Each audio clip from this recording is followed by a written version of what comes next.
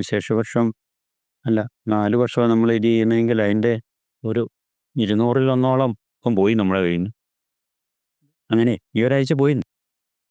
ഇനി 200 ചില്ലാനം ആഴ്ചകളെ വരുള്ളൂ 4 വർഷം എന്ന് പറയുന്നത്. 52-50 ആഴ്ചയൊക്കെ അല്ലേ ഒരു വർഷം. 201 പോയി. 200-ൽ 1 പോയി. 7 ദിവസം കൊണ്ട് നമ്മളൊന്നും ചെയ്ത് അങ്ങനെ 200-ൽ 1 പോയാൽ 200 രൂപ നമ്മുടെ കയ്യിൽ തന്നെ എത്ര പെട്ടെന്ന് തീരും? 3 വർഷത്തിൻ്റെയോ 4 വർഷം 50-52 മാസമാണ്. അല്ല, ദിവസങ്ങളാ, ആഴ്ചകൾ. ഒരു വർഷമേ 52 ആഴ്ചയൊക്കെ അല്ലേ ഉള്ളൂ. 52-50 അങ്ങനെയൊക്കെയാണ്. 4 ആഴ്ച എന്ന് പറഞ്ഞാൽ 200 ഉള്ളൂ. അല്ല, 4 വർഷം എന്ന് പറയുന്നത്. 1 പോയി. അത്രയും 1 പോയെന്ന് പറഞ്ഞാൽ ഭയങ്കര പെട്ടെന്നേ. ഇച്ചിരിയൊക്കെ നമ്മൾ പോലോ. അതുകൊണ്ട് ഇനിയിപ്പോൾ ഉള്ളത് ഒരാഴ്ച കഴിയുമ്പോൾ 100-ൽ 1 പോയല്ലേ. 4 ഒരു മാസം 24 48 മാസങ്ങളല്ലേ ഉള്ളൂ. 48 മാസത്തിൻ്റെ ഒരാഴ്ച 2 ആഴ്ച ആകുമ്പം അരമാസം പോവുക. 100-ൽ 1 എന്ന് പറയാൻ നേരം അത്രയും പെട്ടെന്നാണ് പോകുന്നത്.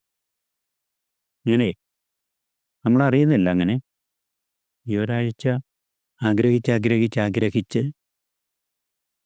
ഒന്നേലും ആ സ്റ്റെപ്പ് വെച്ച് ഓരോന്ന് ചെയ്ത് തുടങ്ങണം. അത് വചനം നിലനിൽക്കാത്ത ഏറ്റവും പ്രശ്നം എന്ന് പറഞ്ഞു വചനത്തിൻ്റെ ഡിസ്കണ്ടിന്യൂവേഷനാണ് എല്ലാത്തിൻ്റെ ഒരു ആദ്യ പാവം വെച്ച് നോക്കുമ്പോഴേ. ഈശോ എപ്പോഴും എല്ലായിടത്തും പറയുന്നതും അതാ, വചനത്തിൽ നിലനിൽക്കാനായിട്ടുള്ളത് ഓരോന്ന് ബൈഹാർട്ട് ചെയ്യുന്നതൊക്കെ നല്ലതാണ്. കുറേ ബൈഹാർട്ട് ഒരു ലിവിങ് ഹാർട്ടിൽ നിന്നുണ്ടാകാൻ വേണ്ടി മലയിലെ പ്രസംഗമൊക്കെ അഷ്ടഭാഗ്യങ്ങൾ പോലും നമുക്ക് ക്രമത്തിൽ ബൈഹാർട്ട് പറയാൻ പറ്റത്തില്ലല്ലോ. വചനം അന്നേരം നമ്മൾക്ക് ആവർത്തിക്കാമല്ലോ. പിന്നെ അതുപോലെ വചനങ്ങൾ നമ്മുടെ അഷ്ടഭാഗ്യങ്ങളൊക്കെ നമ്മളൊന്ന് പറഞ്ഞു നോക്കിയില്ലേ. അത് വചനം നിലനിൽക്കും. ആ സമയം നമ്മളോട് തന്നെ വചനം ഇങ്ങനെ പറയുമ്പോൾ അതൊക്കെ ധ്യാനിക്കാൻ വേണ്ടിയുള്ള ഭയങ്കര വചനങ്ങളല്ല. നമ്മൾ ചുമ്മാ ഈശോ അഷ്ടഭാഗ്യം പറഞ്ഞ് മലയിലെ പ്രസംഗം എന്ന് പറഞ്ഞുകൊണ്ടേ ഈ ഒരു 1 ഏക്കർ സ്ഥലം മേടിക്കാൻ വേണ്ടി മനുഷ്യൻ എന്തേരം ബുദ്ധിമുട്ടുന്നേ.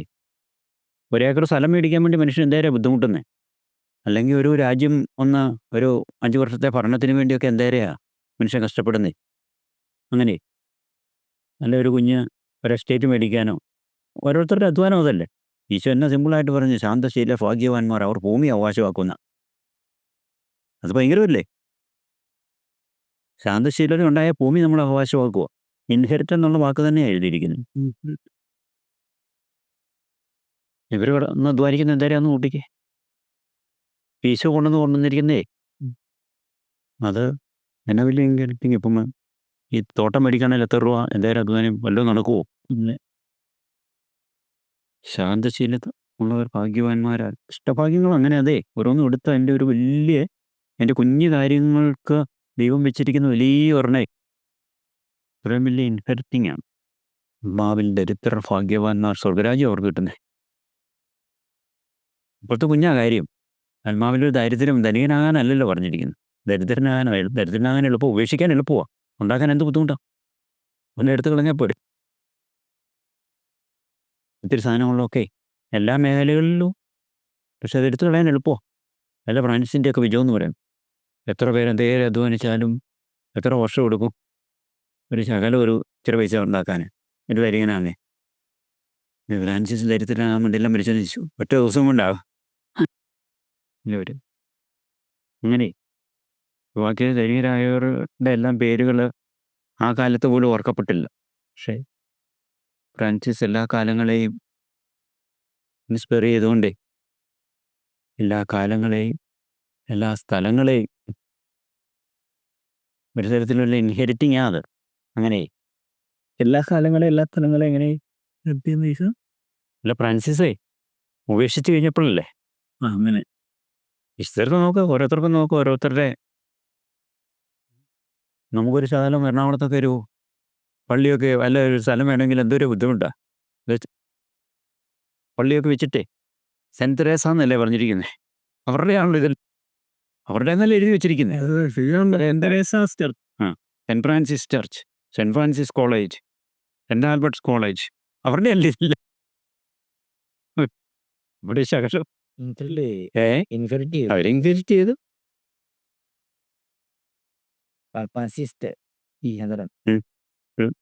രാജ്യങ്ങളിലുണ്ട് അങ്ങനെ ഒത്തിരി പേർ.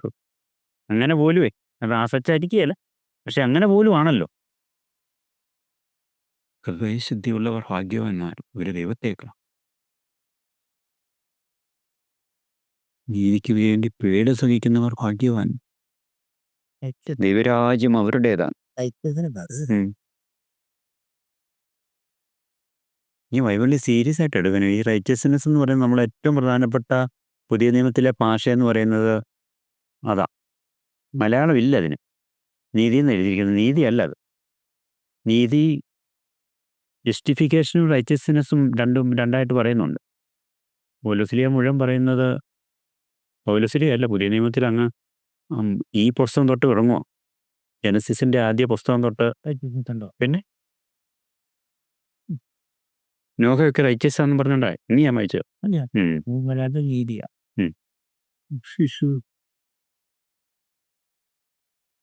നോഹയും ഹനോക്കിനെ കുറിച്ചൊക്കെ പറഞ്ഞിരിക്കുന്നത് അവര് ദൈവത്തോടുകൂടെ നടന്നെന്നാണ് എഴുതിയിരിക്കുന്നത്. ഈ വോക്കഡ് വിത്ത് അല്ല ഹിയെ നോഹ ഇത്ര വർഷം ദൈവത്തോടു കൂടെ നടന്നെന്നാണ് എഴുതിയിരിക്കുന്നത്. ബ്രാക്കനോടും അങ്ങനെയാ പറഞ്ഞത്, എൻ്റെ മുമ്പിൽ വ്യാപരിക്കാൻ. അങ്ങനെയായിരിക്കും ഇംഗ്ലീഷിൽ, അങ്ങനെയായിരിക്കും.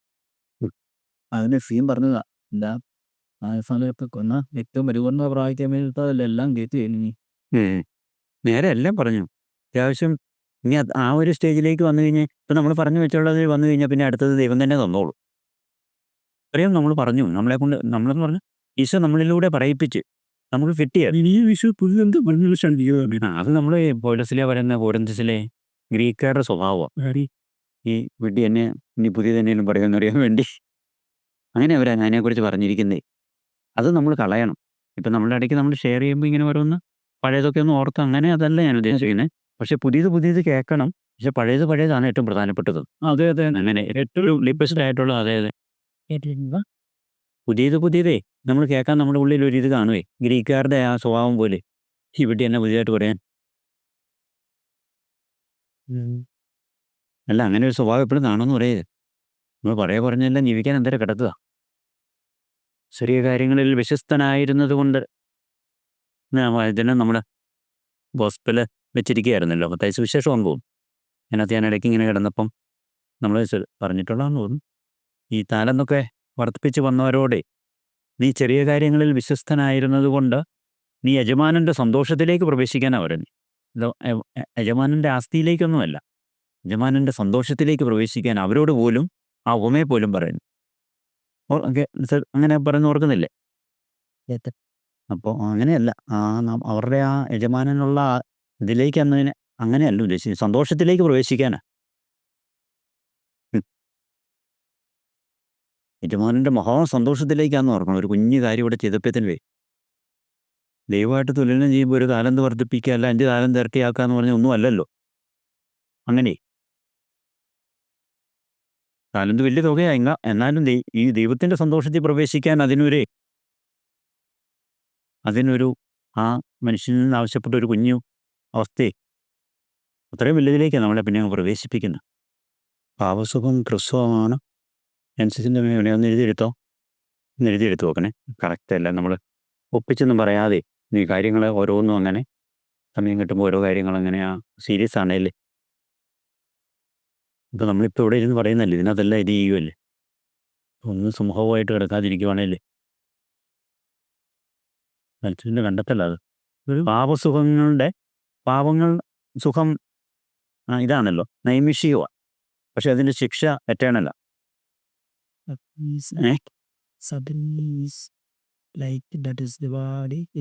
സഹനം അല്ലെങ്കിൽ പുണ്യങ്ങൾക്ക് വേണ്ടിയുള്ളതിന് ഇച്ചിരി വേദനയുണ്ടല്ലോ.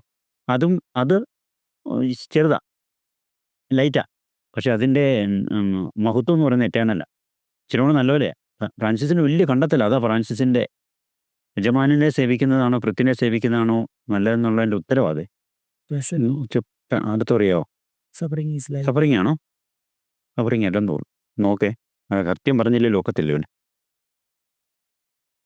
പുറകോട്ട് നോക്കാത്ത ജീവിതം, പുറമ്പോക്കില്ലാത്ത ജീവിതം, കരയതന്ന് കൃപ നിറഞ്ഞ ജീവിതം, ഈശോയിലുള്ളത്, ഈശോ മിശിഹായിലുള്ളത്. താലം കുഴിച്ചിട്ട് തന്നെ ഈശോ വിളിക്കുന്നത് ദുഷ്ടനും മടിയനുമായ വൃത്തിയാനാവില്ലേ? ഒരു മടി അതുപോലെ മടി അത് നമ്മളറിയുന്നില്ല. മടി നമ്മളെ ഭയങ്കരമായിട്ട് മടിയാണ് പിടികൂടിയിരിക്കുന്നത്. എൻ്റെ വെച്ച് തന്നെയാണ് ഞാൻ പറയുന്നത് കേട്ടോ. വേറെ ആളെ അതിൻ്റെ ഒരു തലമൊന്ന് എന്നതാ രക്ഷപ്പെട്ടെടുക്കുക എന്നുള്ളത് ഭയങ്കര ആവശ്യമാണ് നമ്മുടെ ദിവസങ്ങളല്ലാതെ. ഇപ്പം ഗസ്റ്റ് ഉള്ളപ്പോഴൊക്കെ ഇങ്ങനെ നമ്മളങ്ങനെ പോകുന്നുണ്ട്. പക്ഷേ അല്ലാത്തപ്പോഴേ നമ്മുടെ 24 മണിക്കൂറിൽ ഉറങ്ങുന്ന സമയം ഒഴിച്ച് ബാക്കി എല്ലാ സമയം ഇങ്ങനെ വെറുതെ ക്യാഷ് ആണല്ലോ. സമയം ക്യാഷ് എന്ന് പറഞ്ഞ് അങ്ങനെ ഫ്ലെക്സിബിൾ ഇതിലല്ലേ ക്യാഷ് എന്ന് ഉദ്ദേശിക്കുന്നത്. അല്ല, പൈസ എന്നുള്ളത് ക്യാഷ് എന്ന് പറയുകയല്ലേ, അതിൻ്റെ അർത്ഥം ഫ്ലെക്സിബിൾ ആണെന്നാണല്ലോ. അങ്ങനെയോ? അതായത് ഇപ്പോൾ നമുക്ക് ഒത്തിരി സാധനം ഉണ്ടെന്ന് പറഞ്ഞാൽ അത് എടുത്തോട്ട് പോകത്തില്ലല്ലോ സ്ഥലമൊക്കെ. ഇത് നമുക്ക് ഫ്ലെക്സിബിളാണ്, നമുക്ക് കൈകാര്യം ചെയ്യാവുന്ന രീതിയിലാണ്. അല്ലാതെ ഇപ്പോൾ പട്ടണത്തിൽ 5 കോടി രൂപയുടെ ഒരു സ്ഥലമാണെന്ന് പറഞ്ഞിട്ട് വല്ല കാര്യമുണ്ടോ? അത് ഫ്ലെക്സിബിൾ അല്ല, ക്യാഷ് അല്ല അത് നമ്മുടെ കയ്യിൽ. നമ്മുടെ നിയന്ത്രണത്തിലല്ല അത്. വിറ്റിയൊക്കെ ചുറ്റി വരണം. വെറുതെ പറയാമെന്നേ ഉള്ളൂ 5 കോടി രൂപയുടെ സ്ഥലമുണ്ട്, പൈസ വേറെ പൈസ ഇല്ലെങ്കിൽ പട്ടിണി കിടക്കാമെന്നേ ഉള്ളൂ. അങ്ങനെ അതങ്ങനെയാ. എന്ന് പറഞ്ഞ പോലെ അല്ല, അത് നമ്മളിങ്ങനെ കിടക്കുന്ന ഒരു സാധനം കാണും എപ്പോഴും, ഒരു ആസ്തി പോലെ. പക്ഷേ സമയം നമുക്ക് ഫ്ലെക്സിബിൾ ആയിട്ടുള്ളതേ. സമയം എപ്പോഴും ഇങ്ങനെ ഒഴുകിക്കൊണ്ടിരിക്കുകയല്ലേ.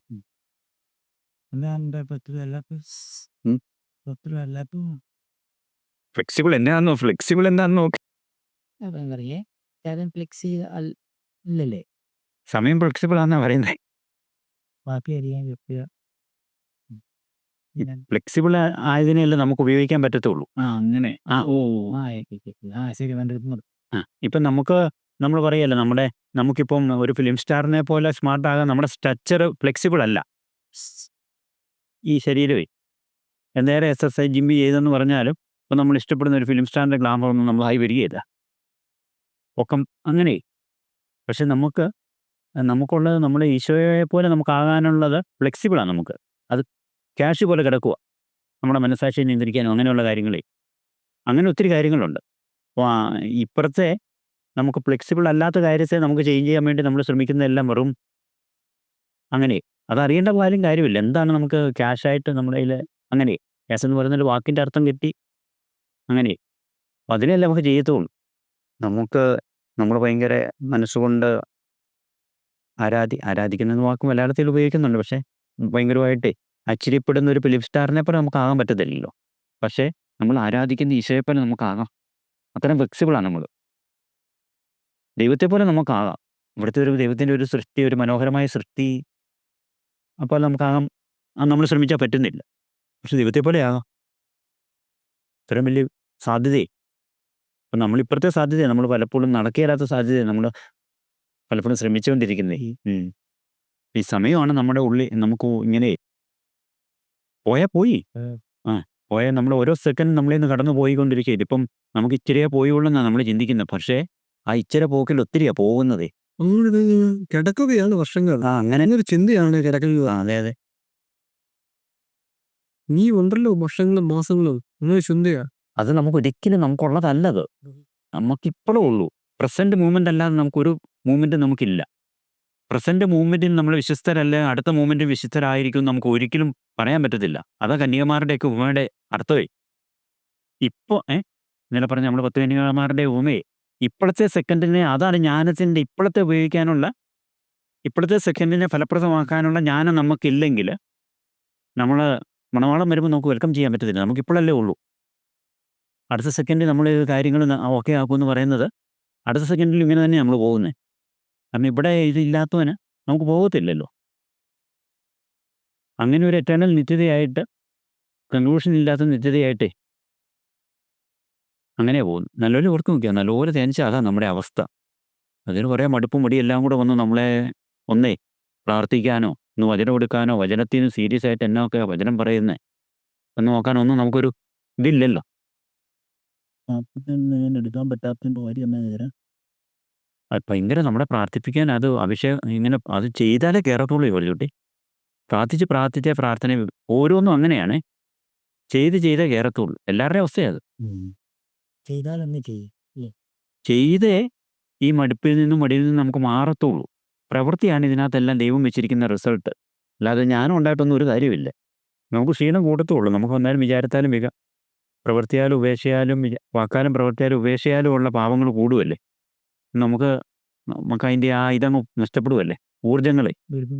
ഊർജ്ജങ്ങൾ നഷ്ടപ്പെട്ട് ഇപ്പം നമ്മൾ ഈ ഓരോ കുഞ്ഞു സെക്കൻഡിന് കൊടുക്കാത്ത വില ദൈവം കാണുന്നുണ്ടല്ലോ. അപ്പം അല്പകാര്യങ്ങളിൽ അവിശ്വസ്തത ദൈവം കാണുമോ? അത് അല്പകാര്യങ്ങൾ സെക്കൻഡിൻ്റെ അവിശ്വസ്തതയാണേലും അത് മണിക്കൂറുകളായിട്ട് പിന്നെ മാറുന്നു, ദിവസങ്ങളായിട്ട് മാറുന്നു, വർഷങ്ങളായിട്ട് മാറുന്നു. ഇനി അവസാനം ഒരു സ്റ്റോപ്പ്. നല്ല ഓട്ടം ഓടി സമയം. നല്ല ഓട്ടം ഓടി അല്ല സമയം നല്ല ഓട്ടമാണ്. സമയം കുറേ പിടിക്കും. ഇത് ആരുടെ ഓട്ടം പോയിട്ട് എൻ്റെ ഓട്ടവും പോയിട്ട് സമയത്തിന് കൊടുക്കേണ്ട കിരീടം നമ്മുടെ തല വെക്കുന്നതെന്നുള്ളൂ. ഒരയവെന്ന് പറയുന്നതേ ഒരയവെന്ന് പറയുന്നത് നമ്മൾ ഉദ്ദേശിക്കുന്ന നിസ്സാരമല്ല. അത് നമുക്കെല്ലാവർക്കും അറിയാവുന്നൊരു അയവാണ്. അപ്പോൾ ഈ ഒരയവെന്ന് പറയുന്നത് നമ്മുടെ മൊത്തം ബലത്തെയും കളയും. അതിന് ബോബിച്ചൻ പറഞ്ഞ നല്ലൊരു ഉദാഹരണമുണ്ട്. ബോബിച്ചനാന്ന് തോന്നുന്നു, അല്ല ദാനിയേലച്ചന. നല്ലൊരു ഉദാഹരണം എന്ന് പറഞ്ഞാൽ ഒരു വലിയ തൊടലിൻ്റെ ബലമെന്ന് പറയുന്നതേ ഒരു ഇരുമ്പ് ചങ്ങലയുടെ ബലമെന്ന് പറയുന്നത് അതിന് ഏറ്റവും ബലഹീനമായ കണ്ണിക്ക് എന്തേരം ബലമുണ്ടോ അത്രയാണ്. അല്ലേ? ആ മേഖലയിൽ എടുക്കാവുന്ന ഒരു ഉദാഹരണമാണ് അത്. അപ്പം അതൊരു 2 കൊച്ചുങ്ങൾ പിടിച്ചാൽ പൊട്ടുമെങ്കിൽ അത്രയും ബലമുള്ള ഒരു വലിയ ചങ്ങലയായിരിക്കും. അങ്ങനെ ഏറ്റവും ബലഹീനമായ കണ്ണിയുടെ ബലമാണ് അതിന് മൊത്തം ബലമുള്ളൂ. ബാക്കി എല്ലാ കണ്ണി ഭയങ്കര സ്ട്രോങ് ആണെന്ന് പറഞ്ഞിട്ട് കാര്യമില്ല. എന്ന് പറഞ്ഞ പോലെ നമ്മുടെ സമയങ്ങളിലേ നമ്മൾ ഇങ്ങനെ നമ്മളതിനെ ലൈറ്റായിട്ട് ഇട്ടാൽ അത്രയോ ബലമുള്ളൂ നമുക്ക്. അങ്ങനെ ഓരോ കാര്യങ്ങളും ഒത്തിരി കാര്യങ്ങളുടെ ആപ്ലിക്കേഷനാണ് അത്. ഇതിനു വേണ്ടിയല്ല അച്ഛൻ പറഞ്ഞത്, വേറെ ഒരു ഉദാഹരണത്തിനാണ് പറഞ്ഞത്.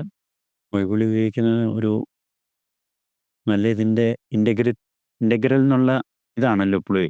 ബൈബിൾ ഒത്തിരി പേരെക്കുറിച്ച് ഇൻ്റഗ്രലാന്ന് പറയുന്നത് സമഗ്രതയെ. ഇപ്പോൾ സമഗ്രത ഇല്ലേ പോയില്ലേ. എല്ലാ ഒരുവിധം ഓക്കെയാന്ന് പറഞ്ഞാലും കുറച്ച് മേഖലകളിൽ ഓക്കെ അല്ലെങ്കിൽ സമഗ്രത നമുക്ക് നഷ്ടപ്പെടുവാണേ.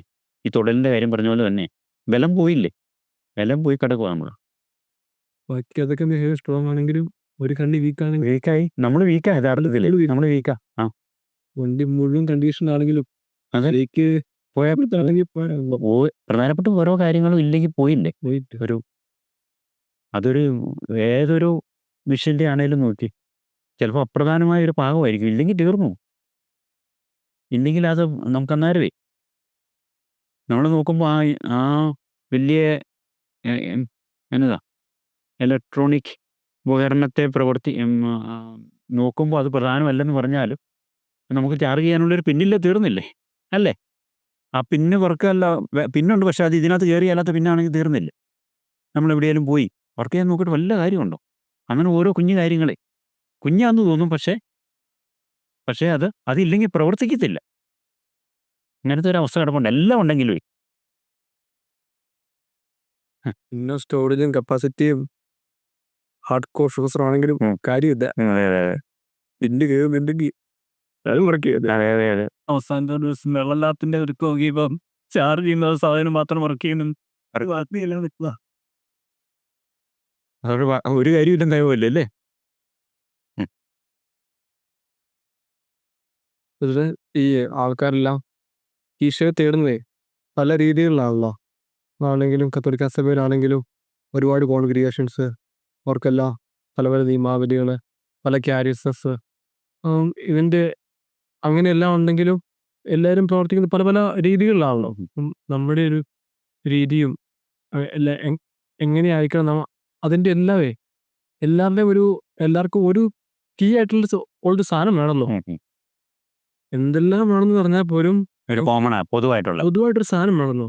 ആ സാധനം എന്തായിരിക്കും അത്? സ്നേഹം, ദൈവസ്നേഹം.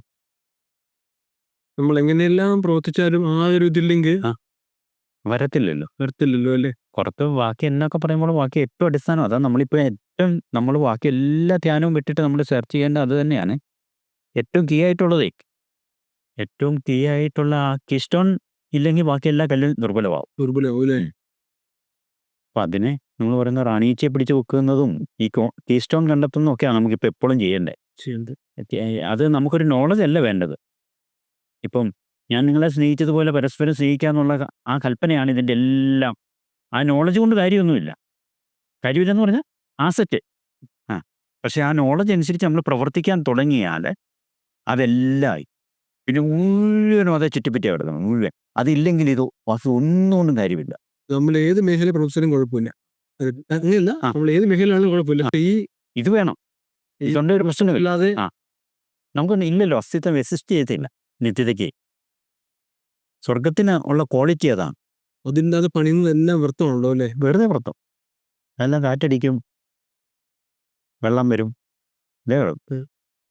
ഈ പരസ്പരമുള്ള സ്നേഹം എന്ന് പറയുമ്പോഴും അതും ഈ വചനം പാലിക്കുന്നത് ഞാൻ നിങ്ങളെ സ്നേഹിച്ചതുപോലെ പരസ്പരം സ്നേഹിക്കാനാണ് നമ്മൾ ആ കൽപ്പനയെ. അത് നമുക്ക് പെട്ടെന്നൊന്നും പറഞ്ഞു തീരാൻ പറ്റാത്ത വലിയ കാര്യമാണ്. അത് ഈശോ 9-ാം വാക്യത്തിൽ നമ്മളോട് പറയുന്നില്ലേ? യോഹന്നാൻ സുവിശേഷം 15:9 പറയുന്നുണ്ട്, പിതാവ് എന്നെ സ്നേഹിച്ചതുപോലെ ഞാൻ നിങ്ങളെ സ്നേഹിച്ചെന്നാണ് പറഞ്ഞു. പിതാവായ ദൈവം പരിശുദ്ധ ത്രിത്വത്തിലെ ഒന്നാമത്തെ ആൾ രണ്ടാമത്തെ ആളെ സ്നേഹിച്ചതുപോലെയാണ് ഈശോ രണ്ടാമത്തെ ആൾ നമ്മളെ സ്നേഹിച്ചത്. അപ്പോൾ അത്രയും വലിയ സ്നേഹമാണ് അത് നമുക്കിപ്പോൾ ഒന്നും, അത് നമുക്കൊരു കുഞ്ഞിപ്പോൾ പിടിയിടുന്നല്ലേ ഉള്ളൂ. അതനുസരിച്ച് നമ്മുടെ ജീവിതത്തെ ആക്കണം.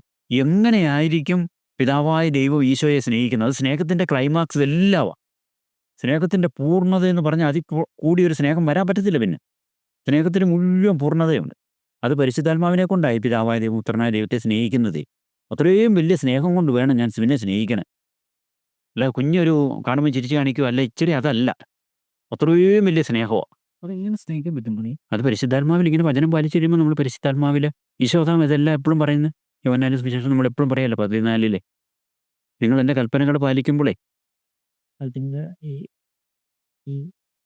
ഈ വചനോ ഈശോയുടെ കൽപ്പനകളെ എന്നാലും ആ സ്നേഹം ആയിക്കൊണ്ടിരിക്കുക നമ്മളെപ്പോഴും.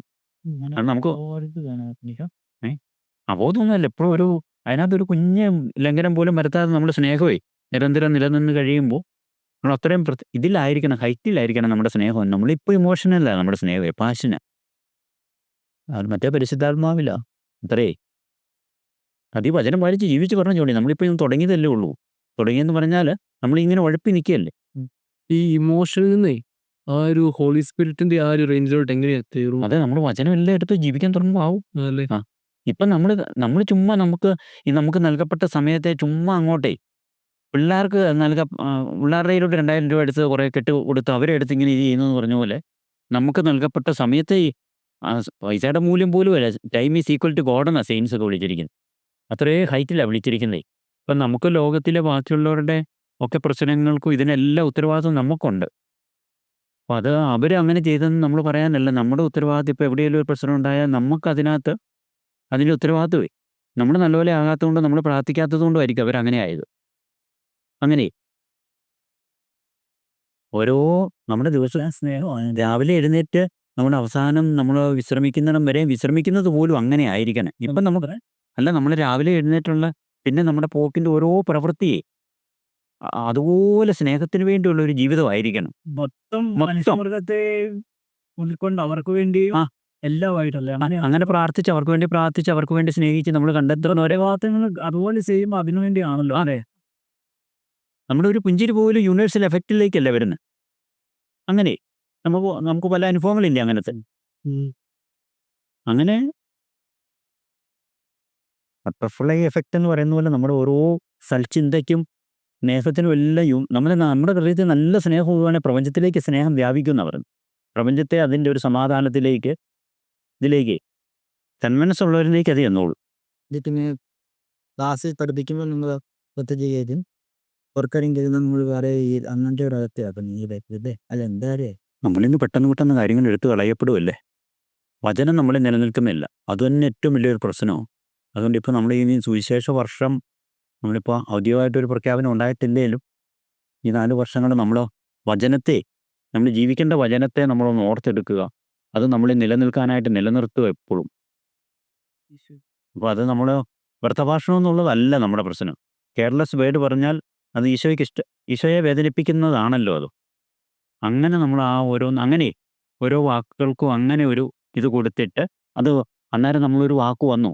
അന്നേരം നമ്മൾ അതിനെ തടയുമ്പോൾ നമ്മൾ ഈശോയെ സ്നേഹിക്കാൻ അല്ലെങ്കിൽ ഈശോയുടെ വചനത്തെ നമ്മൾ ആദരിക്കുകയാണെന്ന് നമ്മുടെ ജീവിതം കൊണ്ട് അത് തെളിയിക്കുകയാണത്. അങ്ങനെ ഓരോ കാര്യങ്ങളും ചെയ്യുമ്പോൾ നമ്മൾ ഇന്നലെ പറഞ്ഞ എന്തപ്പം ചെയ്യുന്നത് ഈശോയെ വിഷമിപ്പിക്കുകയായിരിക്കുമല്ലോ വേറെ എന്തോ എന്തെങ്കിലും ഒരു കാര്യം കേട്ടെന്ന് അങ്ങനെ പേൻ അതെ ഇന്നലെ നമ്മൾ പറഞ്ഞൊരു ഈശോവ്രതം എടുക്കുവാണെങ്കിൽ ഞാൻ പറഞ്ഞ ആന്തരികമായിട്ട് പരിശീലിച്ച് പോവുക. അപ്പോൾ നമ്മളങ്ങനെ ആയിക്കഴിയുമ്പോൾ തന്നെ മറ്റുള്ളവരും അവനും ആർക്കും പ്രശ്നമില്ല. അവർക്കിപ്പോൾ ഞാൻ ഇതിനേക്കാൾ കൂടുതൽ സംസാരിച്ചതിനേക്കാളും വലിയ സ്നേഹാനുഭവത്തിലായിരിക്കും അവർ പോയത്. ഇപ്പം ഇപ്പം ഞാൻ എൻ്റെ കൊച്ചിനെ വർത്താനമൊക്കെ പറഞ്ഞ് മോസെ ഇങ്ങ് വന്ന് എൻ്റെ മടിയിലിരുന്നേന്നൊക്കെ പറഞ്ഞ് അവൻ ഒരിക്കലും വന്നിരിക്കുകയില്ലായിരിക്കും. ഇവനിത് ഭയങ്കരമായിട്ടിരുന്നിട്ട് ഇവൻ എഴുന്നേറ്റ് പോകാൻ തന്നെ ഭയങ്കര ചേർന്നിങ്ങനെ ഇരുന്ന് അങ്ങനെ പറഞ്ഞാൽ ചിലപ്പോൾ ഒന്നും നടക്കത്തില്ലായിരിക്കും. നമ്മുടെ ഒന്ന് ഉറപ്പോട്ടം എടുക്കുമ്പോൾ നമ്മളീ ഇങ്ങനെ പറയാതിരിക്കുന്ന ഇങ്ങനെ വചനം പാലിക്കാൻ ഓർക്കുകയാണെങ്കിൽ അതെ ഭയങ്കര എനർജി ഒരു പിന്നെ നമ്മൾ ദൈവത്തിൻ്റെ ഓരോ കാര്യം ചെയ്യുക അത് നമുക്ക് ആ വചനം ഇത് ചെയ്യുവാണ് ഈശോയെ സ്നേഹിക്കുകയാണെന്നുള്ള ബോധമേ വരുന്നില്ല. അതെ അതെ അതല്ലേ വചനം പാലിക്കുക എന്നുള്ളൊരു ബോധം നമുക്ക് വേണം. അത് നമ്മൾ അല്ലെങ്കിൽ അതൊരു കൗദാശിക മൂല്യം കിട്ടത്തില്ല. വെറുതെ ഓസ്തി പോലെ കാര്യങ്ങൾ ഇരിക്കുകയുള്ളൂ. കൂദാശ ഇതിലേക്ക് ഉയരത്തില്ലേ. ഓരോന്ന് ചെയ്യുമ്പോഴത്തേനെ ആ. നമ്മൾ ആ വചനം നടപ്പിലേക്ക് കൊണ്ടുവരുന്നത് നല്ലതാണോ അങ്ങനെ? വചനം കൊണ്ട് ഇപ്പം നമ്മൾ ഓരോ കാര്യം ചെയ്യുമ്പോഴും നമ്മൾ ഒരു എത്തിക്കൽ നല്ലൊരു എല്ലാവർക്കും അഭിപ്രായം കിട്ടുന്ന ഒരു മനുഷ്യനാണെന്നുള്ള രീതിയിൽ നമ്മൾ ചെയ്യുമ്പോൾ നമ്മളാണല്ലോ അതിനകത്തെ ഒരു എത്തിക്കൽ പേഴ്സൺ ആവുന്നുള്ളൂ. ഒരു വചനം പാലിച്ചുകൊണ്ട് നമ്മൾ ഒരാളോട് ഇടപെടുമ്പോൾ ഈ അവരെ സ്നേഹിക്കും. ഈശോ പറഞ്ഞ കൽപ്പനയായിട്ട് അവരെ സ്നേഹിക്കുമ്പോൾ അത് വേറൊന്നല്ലേ. ഉദാഹരണമായിട്ട് ഈ ഇന്നലെ അബികളെ ഞാൻ പറയുന്നില്ല നല്ലതുണ്ട് നിലവിൽ un ജസ്റ്റിലൊക്കെ അങ്ങനെ വരുമ്പോഴൊക്കെ ആണെങ്കിലും ഒരു നെവോറ് ചെയ്യുമ്പോഴൊരു അതിനെ ഓർത്ത് ചെയ്യുന്ന കൂടുതൽ ഇതാവും പിന്നെ അവരുടെ ദൈവത്തിൻ്റെ സ്നേഹത്തിൻ്റെ പേര് നമ്മുടെ ജീവിതം തന്നെ അതാണല്ലോ. ഈശോയുടെ നാമത്തിലല്ലെങ്കിൽ നമുക്കൊരു എക്സിസ്റ്റൻസ് ഇല്ല. നമ്മുടെ അസ്തിത്വം ദൈവം വില കൊടുക്കുന്ന പാവപ്പെട്ടവരായി കാണാൻ വേണ്ടിയല്ല ഇങ്ങോട്ട് വരുന്നത്. പാവപ്പെട്ടവർ എന്തായാലും എവിടെയല്ല അവരെ കാണാനൊന്നും ആൾക്കാരങ്ങനെ പോകുന്നില്ലല്ലോ. നമ്മളിവിടെ വരുന്നത് ദാരിദ്ര്യം കാണാനുമല്ല, ഈശോയോടുള്ളൊരു സ്നേഹത്തിൻ്റെ ഒരെണ്ണമാണ് അതിൻ്റെ കാമ്പായിട്ട് കിടക്കുന്നത്. അല്ല വേറെ എന്തൊരു സ്ഥലങ്ങളിൽ ഇത്ര കഷ്ടപ്പെട്ട് കയറി വരേണ്ട കാര്യമുണ്ടോ? അപ്പം അതാകണം ഓരോന്നും. അത് നമ്മുടെ ജീവിതത്തിലൂടെ അങ്ങനെ ഓരോന്നും ചെയ്യുമ്പോൾ നമ്മൾ ഈശോയെ സ്നേഹിക്കുക എന്നുള്ളത് അല്ലാതെ നമുക്കൊരു ശത്രുക്കളെ സ്നേഹിക്കുക എന്ന് പറയുന്നത് ചുമ്മാ അങ്ങ് സോക്രട്ടീസ് പറഞ്ഞ പോലെ അല്ല. എന്നാലും സോക്രട്ടീസ് പറഞ്ഞ ഒരു ശത്രു സ്നേഹമാവുള്ളൂ. ഈശോ പറഞ്ഞത് അതല്ല. ഗാന്ധിജി അഖണ്ഡ ബ്രഹ്മചര്യം എടുത്തത് ആ ദൈവസ്നേഹത്തെ അങ്ങനെയല്ലല്ലോ. അതൊരു വ്രതമാണ്. പക്ഷെ നമ്മൾ എടുക്കുന്നത് ഈശോയോടുള്ള സ്നേഹത്തെ പ്രതി. അങ്ങനെ എന്താണ് ചെയ്യുമ്പോഴത്തേക്കും സ്വർഗവും മാലാഹമാരെല്ലാം നമ്മളെ സഹായത്തിന് പിന്നെ തീർച്ചയായിട്ടും അവരതിനു വേണ്ടി നോക്കിയിരിക്കുക നമ്മളെ സഹായിക്കാൻ. മറ്റു തന്നെ ആണെങ്കിൽ ആരും വേറെ സഹായമൊന്നുമില്ല, നമ്മൾ തന്നെ ശക്തി അതെ. ഇത് നമ്മൾ ഒറ്റപ്പെട്ട് എങ്ങനെ ചെയ്യപ്പെടുന്നതല്ല. ഈശോയുടെ ഭൗതിക ശരീരത്തിലെ ഒരു അവയവം എന്നുള്ള രീതിയിൽ ഈശോയിൽ നിന്നുള്ള കൃപയിലായി നമ്മൾ ചെയ്യുന്നതേ. അല്ലാതെ നമ്മളിപ്പോൾ ഈ വാസ്തവം പറഞ്ഞാൽ അങ്ങനെ ഒറ്റപ്പെട്ട ഒരു ആത്മീയ ഇതിലേക്ക് വരവല്ല ഇത്. നമ്മൾ കൂടുതൽ ഇതിലേക്ക് വരുമ്പോൾ ഈശോയുടെ ഭൗതിക ശരീരത്തിലെ സജീവ അവയവമായി മാറിക്കൊണ്ടിരിക്കുക. അങ്ങനെ ഫലം പുറപ്പെടുവിച്ച് ഈശോയുടെ ശാഖയായിട്ട് നിൽക്കാനും പറ്റത്തുള്ളൂ. ഈശോയുടെ ശാഖയായാലേ ഫലം പുറപ്പെടുവിക്കത്തുള്ളൂ. അങ്ങനെ പക്ഷേ ഫലം പുറപ്പെടുവിച്ചാലേ ഈശോയുടെ ശാഖയായിട്ട് നിൽക്കത്തുള്ളൂ താൻ. അല്ലെങ്കിൽ വെട്ടിക്കള ഫലം പുറപ്പെടുവിക്കുന്നതിനെ പ്രൂൺ ചെയ്യും. അതിനിങ്ങനെ ഒരു വേദനയുണ്ട്. പക്ഷേ മറ്റേ ശാഖ തന്നെ വെട്ടിക്കളയും. അതിനകത്ത് മുഴുവൻ ഈ സുവിശേഷം 15 അധ്യായം മൊത്തം മിസ്റ്ററികളുടെ നിത്യരഹസ്യങ്ങൾ അതിനകത്തെല്ലാം വെളിപ്പെടുത്തിയിരിക്കുന്നു. കറ്റീസൊക്കെ നല്ലപോലെ എടുത്ത് വായിച്ചു കഴിയുമ്പോഴത്തേനും നമുക്കത് പിടികിട്ടും. ഈശോയിൽ വസിച്ചാൽ മതി നല്ലപോലെ. ശരിക്കും പറഞ്ഞാൽ അങ്ങനെ നോക്കിയാൽ മതി. നമ്മളെ ഈ വസിക്കുന്നവനാണ് ഈശോയിൽ വസിക്കുന്നതിൻ്റെ ക്വാളിറ്റി കാണിക്കുക എന്നുള്ളതാണ്. അത് നമ്മൾ ഈശോയോട് ഇങ്ങനെ ചേരുമ്പോഴാണ്. അതിന് കുറേ കാര്യങ്ങൾ നമ്മൾ ചെയ്യേണ്ടി വരുമായിരിക്കും. വസിക്കുക എന്നുള്ളതാണ് പ്രധാനമായി. ഇപ്പം ഈശോ ചെയ്തതെല്ലാം നമ്മളിൽ അന്നേരം അത് അനുവർത്തിക്കപ്പെടുക. നമ്മൾ ചെയ്യേണ്ടതല്ല ഈശോ ചെയ്തെന്നാണ് പറയുന്നത്. കാറ്റീസിൻ്റെ ആ നല്ല സെൻറ്റൻസ് ഞാൻ പിന്നെ എടുത്ത് വായിച്ച് കേൾപ്പിക്കുക. അതിനോട് അങ്ങ് ഐക്യപ്പെട്ടേ. അപ്പം നമ്മൾ ചെയ്യേണ്ടതെല്ലാം നമ്മൾ അന്നേരം ഈ ഈ ഐക്യത്തിൽ ചെയ്യും നമ്മളിലൂടെ ദൈവം. എല്ലാ ധ്യാനം എപ്പോഴും സഭയുടെ ഒരു ഇങ്ങനെ ഈശോയുടെ ഭൗതിക ശരീരത്തിലെ അവയവം എന്നുള്ളൊരു ധ്യാനത്തിലേ നമ്മൾ ആത്മീയതയെ ധ്യാനിക്കാവുള്ളൂ. ഒറ്റപ്പെട്ട ധ്യാനത്തിന് അർത്ഥമില്ല. അല്ലെ നമ്മൾ അറിഞ്ഞോ അറിയാതെ ഒരു ആത്മീയ രാഷ്ട്രസനാകാനുള്ള ശ്രമമായിരിക്കും നടക്കുന്നത്. പിന്നെ അതിശയൻ, ആത്മീയ അതിശയൻ. ഈശോയിൽ വസിക്കാതെ പോകുന്ന കാര്യങ്ങൾ എന്താണെന്ന് ഇപ്പോഴും നോക്കി കണ്ടുപിടിച്ചത് എന്നതിനേക്കാളും ഈശോയിൽ വസിക്കാൻ പറ്റിയ കാര്യങ്ങൾ എന്നാണെന്ന് കണ്ടുപിടിക്കുന്ന കൂടുതൽ എളുപ്പം. അങ്ങനെ അങ്ങ് ജീവിച്ചാൽ മതി ഈശോയിലേ. അപ്പോൾ ശരിക്കുള്ള ജീവിതമായി. ആരെന്നിലും ഞാൻ അവനിലും വസിക്കുന്നു, അവൻ ധാരാളം ഫലം പുറപ്പെടുവിക്കുന്നു. തക്ഷസികളുടെ പുസ്തകമൊക്കെ മേടിച്ച് നമ്മൾ വലിയ ഒത്തിരി പേര് അങ്ങനെയല്ല. അതിനകത്ത് ദൈവം ഒന്ന് വെളിപ്പെടുത്തിയിരിക്കുന്ന ബേസിക് റീസൺ അതാ. ഏറ്റവും വലിയ സക്സസ്, ഏക സക്സസ് എന്നാ സക്സസ്. ആരെന്നിലും ഞാൻ അവനിലും വസിക്കുന്നുവോ അവൻ ധാരാളം ഫലം പുറപ്പെടും. നിലനിൽക്കുന്ന ഫലം അത്. Abiding fruits. ഓരോ വചനം പാലിക്കുമ്പോൾ ശരിക്കും വചനം മാംസമായി ഈശോയുടെ ഭൗതിക ശരീരത്തിൽ നമ്മൾ ഇതാവുകയാണല്ലോ, ശക്തിപ്പെടുക, വേരൂന്നുക, വേര് പാകുകയെ. ആ ഈശോ വചനം മാംസം ആയതുകൊണ്ടേ ഓരോ വചനവും പാലിക്കേണ്ട വചനങ്ങളാണ്. ഈ പറയുന്ന പോലെ ഒത്തിരി ഇല്ല. നമ്മൾ ഈ പേടിക്കാനുള്ള പറഞ്ഞായിരുന്നു അത് എഴുതിയെടുക്കാൻ വചനമേ തുന്നിക്കാൻ വേണ്ടി പറഞ്ഞാൽ ഹൃദയത്തിൽ പിടിച്ചിട്ടിട്ട് പേപ്പറിലൂടെ എഴുതി പോക്കറ്റ് അതിൽ നിന്ന് നമുക്ക് അടുപ്പിലേക്ക് നോക്കും. ഇതിപ്പം പല വായിച്ചാൽ അതാ ഒരു രസമൊക്കെ ഇപ്പം ഇത് അങ്ങ് ജീവിക്കുകയാണ് ഏറ്റവും നല്ലത്. ആകുലത വരുമ്പോൾ സമ്മതിക്കരുത് ആകുലപ്പെടാൻ. കാരണം അത് സമ്മതിച്ചാൽ നമ്മൾ ഈശോ പറഞ്ഞ ഏറ്റവും വലിയ മലയിലെ പ്രസംഗത്തിൽ ഏറ്റവും വലിയതാണ് ആകുലപ്പെടരുത് എന്നുള്ളതിൻ്റെ. അതിന് സമ്മതിക്കരുത്. മലയിലെ ചപ്പനത്തിൽ അല്ല ഏറ്റവും വലിയ ഊന്നലാ ആകുലപ്പെടരുതെന്നേ ഈശോ പറഞ്ഞതേ. നാളെക്കുറിച്ച് ആകുലപ്പെടുക എന്ന് പറഞ്ഞാൽ നമുക്ക് ദൈവം ഇല്ലാത്ത പോലെ ആയി. നമുക്ക് പിന്നെ നമ്മളെ ഇത്രയും ആക്കിയ ആള് ഈശോ വന്ന് പറയുകയാണ്, സൃഷ്ടിയുടെ കാര്യത്തിൽ ഞാൻ സൃഷ്ടാവ് ശ്രദ്ധാലുവാണ്. അങ്ങനെയാണെങ്കിൽ അപ്പൻ മക്കളുടെ കാര്യത്തിൽ ശ്രദ്ധാലുവല്ലേ? അതിന് നമ്മൾ ഇതേ ആകുമല്ലേ നമ്മൾ ആകുലപ്പെടുമ്പോഴേ. ആകുലതയിൽ നിലനിന്ന് അങ്ങനെ ആലോചിച്ച് കാര്യങ്ങളൊക്കെ നടപ്പാക്കാനായിട്ട് നോക്കുമ്പോഴത്തേനും നമ്മൾ വെറുതെ നമ്മൾ ദൈവം ഇല്ലാത്തവരെ പോലെ ആകുക. എന്നാലും കഴുകാനിതേതാണ്. നമ്മളൊരു ജാഗരൂകത പാലിക്കണം. ആ ജാഗരൂകത ഒത്തിരി വചനം. അത് ഇനി വചനം വായിക്കുമ്പോൾ ആ വാക്കുകളൊക്കെ എഴുതിയെടുക്കുക. ഇംഗ്ലീഷ് ആണെങ്കിൽ അങ്ങനെ അലേർട്ടായിരിക്കാൻ എത്ര പ്രാവശ്യം പറഞ്ഞിരിക്കുന്നറിയോ? അത് നമുക്ക് ഈ തന്നെയാണ് ആയിരിക്കും. B sober, B vigilant. അങ്ങനെയുള്ള വചനങ്ങളെ അങ്ങ് എഴുതിയെടുത്തിട്ട് അതെല്ലാം ഒന്നല്ലേ. അങ്ങനെ കുറച്ച് കാര്യങ്ങൾ അന്നേരം ഇപ്പം ഈ സുവിശേഷവും ലേഖനവും എല്ലാം കൂടെ നമ്മൾ പാലിക്കേണ്ട വചനങ്ങൾ എഴുതിയെടുത്താൽ കുറച്ചേ ഉള്ളൂ. അതിൻ്റെ ഒരു ഹെഡിങ് കൊടുത്തിട്ട് അതിൻ്റെ അടിയിലോട്ട് എഴുതിയാൽ കുറച്ചേ ഉള്ളൂ നമുക്ക്. അതിൻ്റെ ഇച്ചിരി വ്യത്യസ്തപ്പെടുത്തിയൊക്കെ ഓരോ കാര്യങ്ങൾ പറയുന്നതേ ഉള്ളൂ.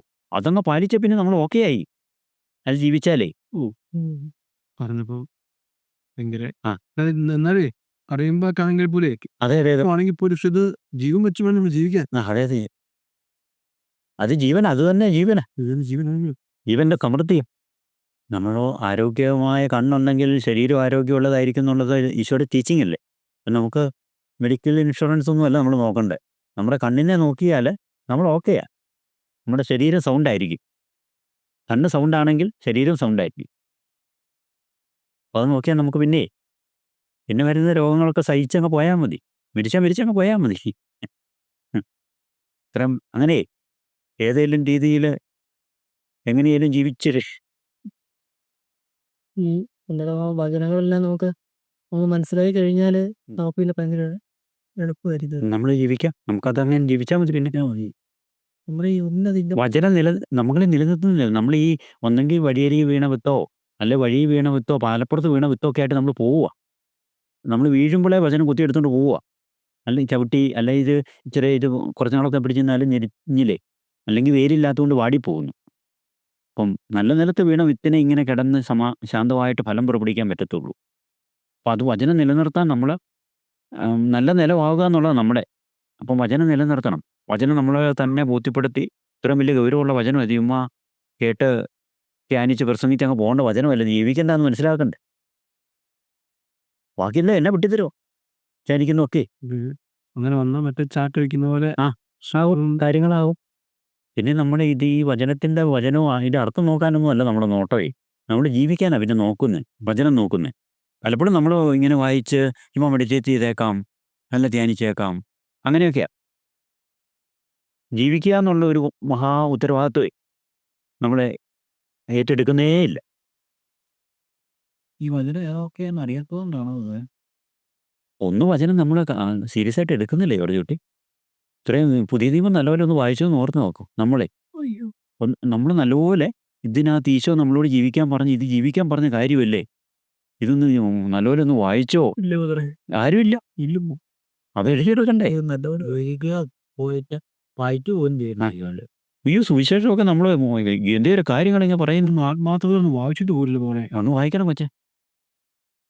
നമ്മൾ എന്നാ ചെയ്തിരിക്കുന്നത്? ഇത് എന്താ പറഞ്ഞേക്കുന്നതെന്ന് പോലും അറിയത്തില്ലല്ലോ. ഒന്നും അറിയത്തില്ല. ഒരുമിച്ചൊന്ന് വായിച്ചിട്ട് പോലും ഇല്ല. ഇതെന്നാ ഇതെന്നതാ ഈ ഓരോരുത്തർ ഉദ്ദേശിച്ചിരിക്കുന്നത്? വലുസിലെ ഒരു റോമാലേഖനം എടുത്ത്, റോമാലേഖനം അല്ലെങ്കിൽ ഓരോ ലേഖനത്തിൻ്റെ ഒരു ലേഖനം ഒരൊറ്റ പോയിന്റ് ഇത് പറഞ്ഞുകൊണ്ടിരിക്കുന്നത്. അതിൻ്റെ ഇടയ്ക്ക് നമ്മൾ അവിടുന്ന് ഇവിടുന്ന് ഒക്കെ എടുത്താൽ ഇത് അടർത്തിയെടുക്കുന്നതിന് ഒരു അർത്ഥമില്ല. അങ്ങനെ ഇത് പറഞ്ഞു പോകുന്നതിൻ്റെ സ്റ്റെപ്പിലാണ് ഈ കാര്യങ്ങൾ ഇങ്ങനെ പറഞ്ഞുകൊണ്ടിരിക്കുന്നത്. ഓരോ ലേഖനം നല്ലപോലെ എടുത്ത് നോക്കുക, ഓരോന്നും മഹാവിഷയങ്ങളാണ്. അങ്ങനത്തെ ആ ഒറ്റ വിഷയമാണ് നമ്മൾ നോക്കേണ്ടത്. ഇതെന്നെ ഈ പറയുന്ന ഇങ്ങേരെ അതൊന്നും നമ്മൾ മനസ്സിലാകുന്നില്ല.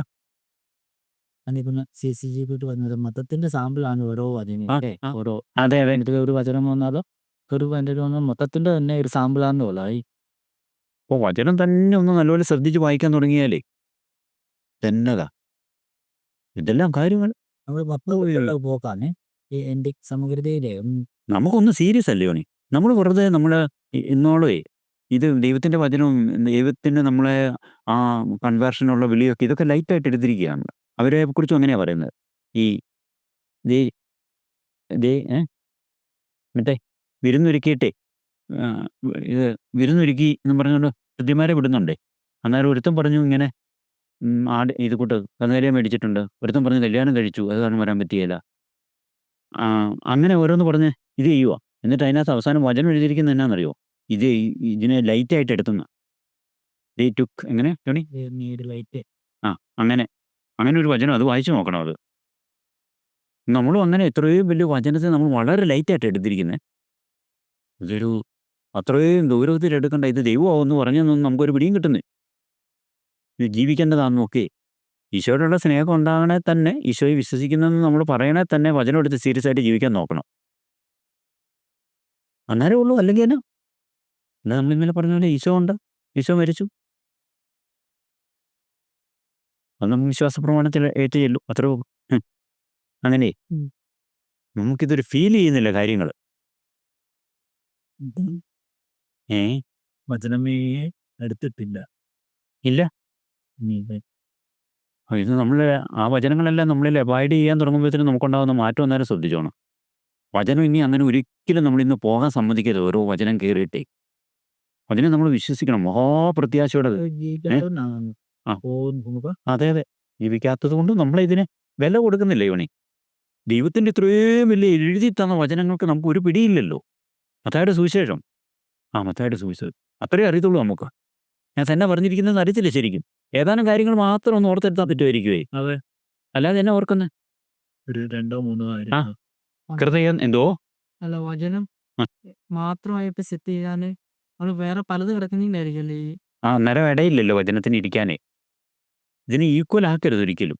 ദൈവവചനം എന്ന് പറയുന്നത് അത്രയും മഹാസംഭവമാണല്ലോ. അപ്പം നമ്മളീ കിടക്കുന്ന ഒരു ആശയത്തിൻ്റെ ഈക്വൽ ആക്കി കഴിയുമ്പോഴത്തേനും അതെ അങ്ങനെയുണ്ട്. അത് പത്രോസ്ലീഹ പറഞ്ഞ ആരാണ്ട് ധ്യാനിച്ചിങ്ങനെ പറഞ്ഞ് കേട്ടിട്ടുണ്ടേ. എന്നതാണ് ഞങ്ങൾ 3 കൂടാരങ്ങളുണ്ടാക്കാം. ഒന്ന് നിനക്ക്, ഒന്ന് മോശയ്ക്ക്, ഒന്ന് ഏലിയായിക്ക്, ഒന്ന് നിനക്ക്. അവരെയും ഈശോയും കൂടെ തുല്യനം ചെയ്ത് ഈശോയ്ക്ക് ഒട്ടും ഇഷ്ടപ്പെട്ടില്ലെന്ന് പറഞ്ഞു. അന്നേരം അവരെ പിന്നെ കാണുന്നില്ലല്ലോ. ഈ ഈശോയ്ക്ക് ഈ മോശയ്ക്കും ഏലിയായിക്കും ഉള്ളതുപോലത്തെ ഒരു കൂടാരമാണോ ഈശോയ്ക്ക് വേണ്ടേ? ഈശോ ദൈവമല്ലേ, മറ്റൊരു പ്രവാചകന്മാരല്ലേ ദൈവത്തിൻ്റെ ഇതേ. അപ്പോൾ അവർക്ക് 3 പേർക്ക് ഓരോ കൂടാരം ഉണ്ടാക്കാമെന്നുള്ളത് അതാ പിന്നെ വചനം പറയുന്ന പത്രോസ് പറയുന്നത് എന്നാ പത്രോസിന് മനസ്സിലാകുന്നില്ലെന്നേ. ഇത്രയും വലിയ സംഭവത്തെ ഒരു ഈക്വലാക്കി കളയുമല്ലേ. നമ്മളും അങ്ങനെയാണ്. നമ്മളതിന്റെ പുസ്തകങ്ങളെയും ബാക്കി ആശയങ്ങളെയും ആശയങ്ങളെല്ലാം വചനവും ഈ വചനത്തിന്റെ ഒരു കുഞ്ഞ് ഒരേ level. ആ ലെവലിലെ നമ്മൾ ഈ വചനത്തിന്റെ അറേഞ്ച് ഇട്ടിട്ടുള്ളൂ. ഇത് ലൈഫാണല്ലോ ഇത് ഇരിക്കുന്നത്. ലൈഫാ. നമ്മുടെ അഭിപ്രായത്തെ എല്ലാം വചനത്തിന്റെ വലിയ ഗ്ലോറിയസ് ആയിട്ടുള്ള ഇതിനെ വരുന്നത് അത്രയും വലിയ ഹൈറ്റിലേക്ക് അത് ഉയരണം അന്നേരം. ഒരു കൗതാശികത്വം നമ്മളിൽ തന്നെ ഉണ്ടാകണമേ. കുദാശ ചെയ്ത് ഓസ്തി പോലെ അതിന് മുമ്പിലത്തെ അവസ്ഥയിലാണ് നമ്മൾ പലതും കിടക്കുന്നത്. അത്രയും മഹിമ ദൈവവചനത്തിന്. അത് ദൈവത്തിൻ്റെ ഇഷ്ടമോ. വചനത്തെക്കുറിച്ച് പലയിടത്തും അങ്ങനെ പറയുന്നുണ്ട്. ഈ ദൈവവചനം എന്ന് പറയുന്നത് ദൈവത്തിൻ്റെ ഇഷ്ടമാണ്. നമ്മളെല്ലാവരും ഇങ്ങനെ ഒന്ന് എങ്ങനെ ദൈവഇഷ്ടം തിരഞ്ഞെടുക്കുന്നത് കണ്ടു നിർത്തുന്നതെന്ന് വചനം പഠിച്ചാൽ മാത്രം മതി. അങ്ങനെ അപ്പം അത് ഡീപ്പായിട്ട് വായിക്കണം. അതതുപോലെ ഓരോ സുവിശേഷത്തിലും ഓരോ വാക്യവും ഓരോ വചനവും ദൈവമാണ് പറഞ്ഞ് പരിശുദ്ധാത്മാവ് പറഞ്ഞതാ. അതത്രയും നമ്മുടെ ജീവിതത്തെ നിർണായക ഘടകമാണെന്ന് നമുക്ക് മനസ്സിലാക്കണം. ഇത്രയും കാലങ്ങൾ എടുത്തില്ല എന്നുള്ളത് നമ്മളൊന്ന് ആലോചിക്കേണ്ട. അത് പിശാചിൻ്റെ ചിന്തയാണ്. ഇത്രയും കാലങ്ങൾ ഇത് സീരിയസ് ആയിട്ട് എടുത്തില്ല. എല്ലാവരും അങ്ങനെ പോയല്ലോ. പഴയ നിയമത്തിലെ ആൾക്കാർ അങ്ങനെ പോയില്ല. അങ്ങനെ 2000 വർഷമായിട്ടേക്ക് ഇനി ഇതായി ആ. ഇനി ഇങ്ങനെയൊക്കെയാ പോകുള്ളായിരിക്കും. ഇനി ഇതിന് മോശമായിട്ടേ പോവുള്ളൂ. അത് നമ്മുടെ വിഷയമല്ല. അത് പിശാച് കൊണ്ടുവരുന്നൊരു ഇതാണ്. എപ്പം വചനത്തെ സീരിയസ് ഫ്രാൻസിസ് 12-ാം നൂറ്റാണ്ടിലല്ലേ സീരിയസ് ആയിട്ട് അങ്ങ് എടുത്തു. 13-ാം നൂറ്റാണ്ടിൽ എടുത്തു കഴിഞ്ഞപ്പോൾ കണ്ടോ മാറ്റം. അങ്ങനെ അയ്യോ വചനം പറഞ്ഞിരിക്കുന്ന പോലെയല്ല എല്ലാം സംഭവിക്കാൻ പോകുന്നത്. അപ്പോൾ അത് ആ ഒരു സീരിയസ്നെസ് ആക്കണം. അത് സമയം ദൈവത്തെ സംബന്ധിച്ചിടത്തോളം ഇനി എത്ര യുഗങ്ങളുണ്ടെന്നോ അത് ദൈവത്തിനെ സംബന്ധിച്ച് ഒരു നാഴിക ഒരു യുഗം പോലെയും തിരിച്ചു പോവാ. അതുകൊണ്ട് നമുക്ക് അതിനെക്കുറിച്ച് ഒന്നും പറയത്തില്ല. അങ്ങനെ ഒരു യുഗം പോലെയാണ് ഒരു സെക്കൻഡ് പോലെയാണ് ഒരു യുഗം ദൈവത്തെ സംബന്ധിച്ച്. അതുകൊണ്ട് എത്ര യുഗങ്ങൾ അനുവദിക്കാം ദൈവത്തിന്. അങ്ങനെ അങ്ങനെ നമുക്ക് ഇത്രയും വചനം ബോധ്യപ്പെട്ട് വരുമ്പം നമുക്കിനി ജീവിക്കാൻ അവസരം തരാതെ ദൈവത്തിന് ഈ കാലത്തെ ഇത് ചെയ്യാൻ പറ്റുമോ? ഇതിന് പറ്റത്തില്ല. അങ്ങനെ നമുക്ക് വേണ്ടി എന്തും ചെയ്യും. ഓരോന്നിനെ നമുക്ക് ബോധ്യപ്പെടുന്ന ഓരോന്നിനും സീരിയസ് ആയിട്ട് അങ്ങ് ജീവിക്കാൻ തുടങ്ങിയാൽ മതി. ഓരോന്നും ജീവിക്കാൻ തുടങ്ങുമ്പോൾ അതിനകത്തെല്ലാം വചനം ഉണ്ടോ എന്ന് പറഞ്ഞാലേ ഇപ്പം നമ്മളിൽ ഒരു ഇതിനകത്ത് നമ്മുടെ എല്ലാ ക്വാളിറ്റികളും ഇരിക്കുമല്ലേ. ഒരു റീജനറേഷന് വേണ്ടിയുള്ള ഒരു സെമിനകത്തെ എല്ലാ ക്വാളിറ്റി ഇരിക്കുക. നമ്മുടെ കളറ്, നമ്മുടെ ഷേപ്പ്, നമ്മുടെ ക്വാളിറ്റികൾ എല്ലാം ഇല്ലേ. അതിലെ അടുത്ത ഷേപ്പും എല്ലാം അങ്ങനെ ആയിട്ടല്ലേ വരുന്നത്. അപ്പോൾ നമുക്ക് നഗ്നനേത്രങ്ങൾക്ക് പോലും കാണാൻ പറ്റാത്ത ഒരെണ്ണത്തിനകത്ത് ഇത്രയും അതിൻ്റെ ആ വ്യക്തിയുടെ അല്ലെ ആ വ്യക്തികളുടെ രണ്ടുപേരുടെയും കൂടെ ക്വാളിറ്റികൾ ഇത് ചെയ്തിരിക്കുകയല്ലേ. ഒന്ന് ഓർത്ത് നോക്കി. അപ്പോൾ ഇന്ന് പറഞ്ഞ പോലെ ഒരു വചനം നമ്മളിപ്പോൾ ഏറ്റെടുക്കുക. നമ്മൾ കെയർലെസ് ആയിട്ട് ഒരു വാക്ക് പറയുകയാലെന്ന് ഏറ്റെടുത്താൽ അതിനകത്ത് ഈ മൊത്തം കിടപ്പുണ്ട്. കാരണം ആ ഏറ്റെടുക്കുന്നതിൽ തന്നെ ഈശോയോടുള്ളൊരു സ്നേഹവും വിശ്വാസമാണ് കിടക്കുന്നത്. അപ്പോൾ അതടുത്തത് അടുത്തതിലേക്ക് നമ്മൾ കയറും. അതിനെ അബോർട്ട് ചെയ്ത് പോകുന്നില്ലെങ്കിൽ അല്ല ഇത് നമ്മൾ ഏറ്റെടുത്ത് കഴിയുമ്പോഴേ ഈ ഭ്രൂണമാകുമെന്ന് പറയുന്ന പോലെ നമ്മളിൽ അതൊരു ദൈവവചനം മൊത്തമായിട്ടല്ല വരുന്നത്. ഒരു വചനവും നമ്മൾ എടുക്കുന്നതെങ്കിലും അതിനകത്ത് ഇതെല്ലാം ഉണ്ട്. മൊത്തം വചനമേ ഒരു വചനത്തിനകത്ത് ഒരു തുള്ളിക്കകത്ത് ഉണ്ടല്ലോ. ഒരു നമുക്ക് കാണാൻ പറ്റാത്തതിനകത്താണ് ഇതുള്ളത്. നമ്മുടെ മനുഷ്യ എക്സാമ്പിളിലെ. അപ്പോൾ അന്നേരം അതിങ്ങനെ വലുതാവും. പിന്നെ ഓരോ ദിവസം ചെല്ലും തോറും ഇത് നമ്മൾ എടുത്തിട്ട് നമ്മൾ അതിനെ ഇത് ചെയ്യുന്നില്ലെങ്കിൽ, ഒരു കൺസീവിങ്ങിന് നടക്കുന്നില്ലെങ്കിൽ അത് ഇതായിട്ട് പോവല്ലേ, ഒന്നും സ്റ്റാർട്ട് ചെയ്യുന്നില്ല. അങ്ങനെ ഉദാഹരണത്തിൽ അപ്പോൾ നമ്മളെടുത്ത് ഓരോ വചനം എടുക്കുമ്പോൾ അത് ഈശോയുടെ സ്നേഹമാണല്ലോ. പിന്നെ അന്നേരം അടുത്തതിലേക്ക് നമ്മൾ കയറും. അന്നേരം നമ്മളെ തന്നെ ദൈവം ഓർപ്പിച്ചുകൊണ്ടിരിക്കും. ദൈവത്തിൻ്റെ വായിൽ നിന്ന് വരുന്ന എല്ലാ വാക്കും കൊണ്ടാണ് ജീവിക്കേണ്ടതെന്ന്. അത് ക്രിസ്തുവിൻ്റെ അവബോധം. പിശാചിനോട് പറഞ്ഞ വാക്കല്ല. പിശാചിന് അതുകൊണ്ട് ഒരു ഭാരമില്ല. അങ്ങനെ ഈശോയുടെ അവബോധം പറഞ്ഞ നമുക്കെല്ലാവർക്കും വേണ്ടി ശരിക്കും ആ ഒരു നമ്മൾ പറയുന്ന അവബോധം കോൺഷ്യൻസൻസ് എന്ന് പറയുന്നതേ ശരിക്കും ഈ ഒരു അവബോധമാണ് ദൈവത്തിൻ്റെ എല്ലാ വാക്കിൽ നിന്നും. അതൊരു ഭയങ്കര ഇതാണ് കേട്ടോ. ഇപ്പോൾ അത് ദൈവത്തിൻ്റെ ഒരു വലിയൊരു ഞാൻ ഇടയ്ക്കെല്ലാം പറയല്ല, നമുക്ക് നിലനിൽക്കേണ്ട ഒരു അവബോധമേ. ഈ അവബോധം എന്ന് പറയേണ്ടത് ശരിക്കും പറഞ്ഞാൽ ഇപ്പോൾ അത് ഭയങ്കര വെളിച്ചത്തിൽ കിട്ടുന്ന കേട്ടോ. ശരിക്കും പറഞ്ഞാൽ നമ്മൾ ബോധ്യപ്പെടേണ്ടത് ദൈവത്തിൻ്റെ വായിൽ നിന്ന് വരുന്ന ഓരോ വാക്കുകൊണ്ടുമാണ് ഞാൻ ജീവിക്കേണ്ടതെന്നാണ്. ആ ബോധം ആ ബോധം നമുക്ക് വേണ്ട ആ ബോധം എപ്പോഴും നിൽക്കണം നമ്മളിൽ.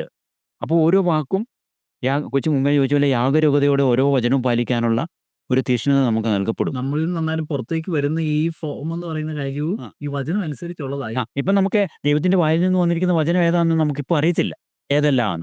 പക്ഷെ വചനം വെളിപാട് ഉണ്ട്, റെവലേഷൻ ആയിട്ടുണ്ട് നമുക്ക്. നമ്മൾ എടുത്തിട്ടില്ല അത്. എടുത്തിട്ടില്ല. അത് പക്ഷേ നമുക്ക് ആദ്യം ഉണ്ടാകേണ്ട ഈ അവബോധം എന്ന് പറഞ്ഞാൽ ഞാൻ ജീവിക്കേണ്ട ദൈവത്തിന്റെ വായിൽ നിന്ന് വന്നിരിക്കുന്ന ഓരോ വാക്കുകൊണ്ടും ജീവിക്കേണ്ടതെന്നുള്ള അവബോധം നമ്മൾ നിരന്തരം നിർത്തുകയും അപ്പൊ അന്നേരം നമ്മൾ തിരയാൻ തുടങ്ങും. എന്നാ ഏതൊക്കെ അന്നേരം സെർച്ച് ചെയ്യും.